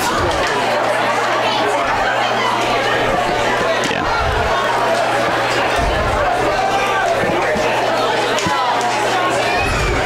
Could be our last kickoff of the night here, it looks like. 26 seconds remaining. Bankson puts a boot to it. Kind of an onside kick. Picked up by an up man, and he's going to be brought down right at the 40-yard line. Yeah, went with his squib kick there, hoping to prevent the big return, and I think it was pretty effective. So again, stick around after our contest here, and we will run down the scoring throughout the game and also announce our player of the game. And limping off here is number 24. That's Owen Hymas. Of course, Owen came down on the last kickoff, and he recovered a fumble. That was a big play at that point of the game, and sad to see him limp off like that, but I'm sure he'll be all right. So first down for the Scouts. Danielson rolls off to his left. Pass is short. Flag is down. And gain of about 6 on the play, but we'll see what the flag is. The side judge threw it. You wonder if it was a lineman downfield, maybe? Yeah, that's what I was wondering. But they say it's going to be on the Trojans, I believe. He pointed in the Trojans' direction. Let's see what the call is here with 16 seconds remaining in our contest. Didn't get a player off the field in time there. Playing with 12, but didn't get away with it, I guess. So now the refs have to mark it off for dead ball fouls, so it'll be 1st and 5. Well, is it marked off after the end of the play? Yeah, it looks like that was a... They're going to give him another 10 yards after the catch. Yeah, we'll see if they do anything with it here, but 16 seconds remaining in our contest. Trojans lead by a score of 41-17. Scouts now on the 45-yard line of the Trojans, and you can bet Danielson's going to air it out. Throwback here. And getting good yardage, number 24. Got to bounce, stop the clock.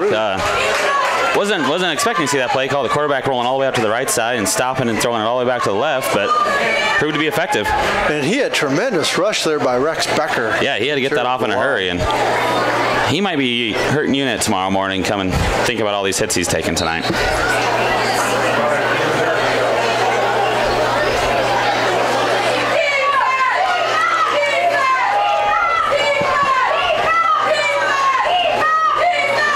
Wishbone formation. Hand off to the tailback, number 5, and he's going to be brought down in the backfield. Nice tackle for a loss by Charlie Schrader, the freshman. And that is the end of our contest with the final score. Cedar Catholic 41 and David City Scouts 17. Yeah, great overall game by the Trojans there to start off strong and finish even stronger there and really take it to them. We'll be back right after a word from our featured sponsor of the night. Or not.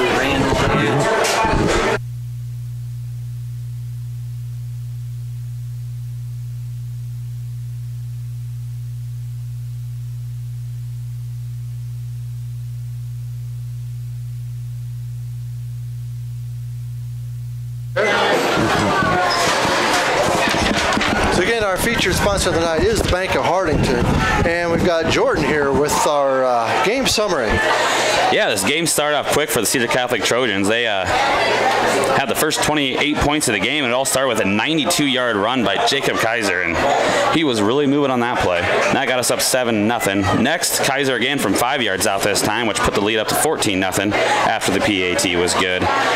And then, wouldn't you guess it again, another 20-yard touchdown run from Kaiser, and that gave the Trojans a 21-0 lead. Then just to change things up to end the half, Taney had a quarterback sneak so someone else would get on the action, and that gave him a 28 lead going into half. But that's when things started getting a little bit hairy for the Trojans as David City came out firing, and they scored the next 17 points of the game. First with a 69-yard touchdown pass from Danielson to Ruth, and that brought the score to 28-7. Then right after that, another touchdown pass from Danielson to Ruth for 6 yards this time, and 28-14 when we're starting to think we have a game here again. And next thing we know, there's a 47-yard field goal by Alvarado, who was doing everything tonight, and that was 28-17, but that was as close as the game would get, as Cedar would seal the deal with a 7-yard touchdown pass from Taney to Cole Becker to extend their lead to 34-17, and then Taney with an end-around keeper to seal the deal from 6 yards out for the final score of 41-17. And we're going to give our players of the game tonight, one on offense and one in the trenches. One for Jacob Kaiser. Had a heck of a night. We don't know what the yardage is. Had to be over 200 yards easily for the evening. Easily, especially since that first carry was 92 yards. And yeah, it was a great game. He was tough to stop all night. And down in the trenches, Rex Becker put on a show on Souls right at the end there too, that defensive rush on the quarterback. So we're going to give players of the game to Jacob Kaiser and Rex Becker. Again, our final score is 41-17. Next Friday night, the Hardington Newcastle Wildcats will be hosting hosting the Randolph Cardinals in a homecoming contest with kickoff at 7 o'clock. Any last words, Jordan? No, I'd like to say you can really see this young Cedar team really growing as the season goes on. They're looking much more confident now, and it shows on that scoreboard.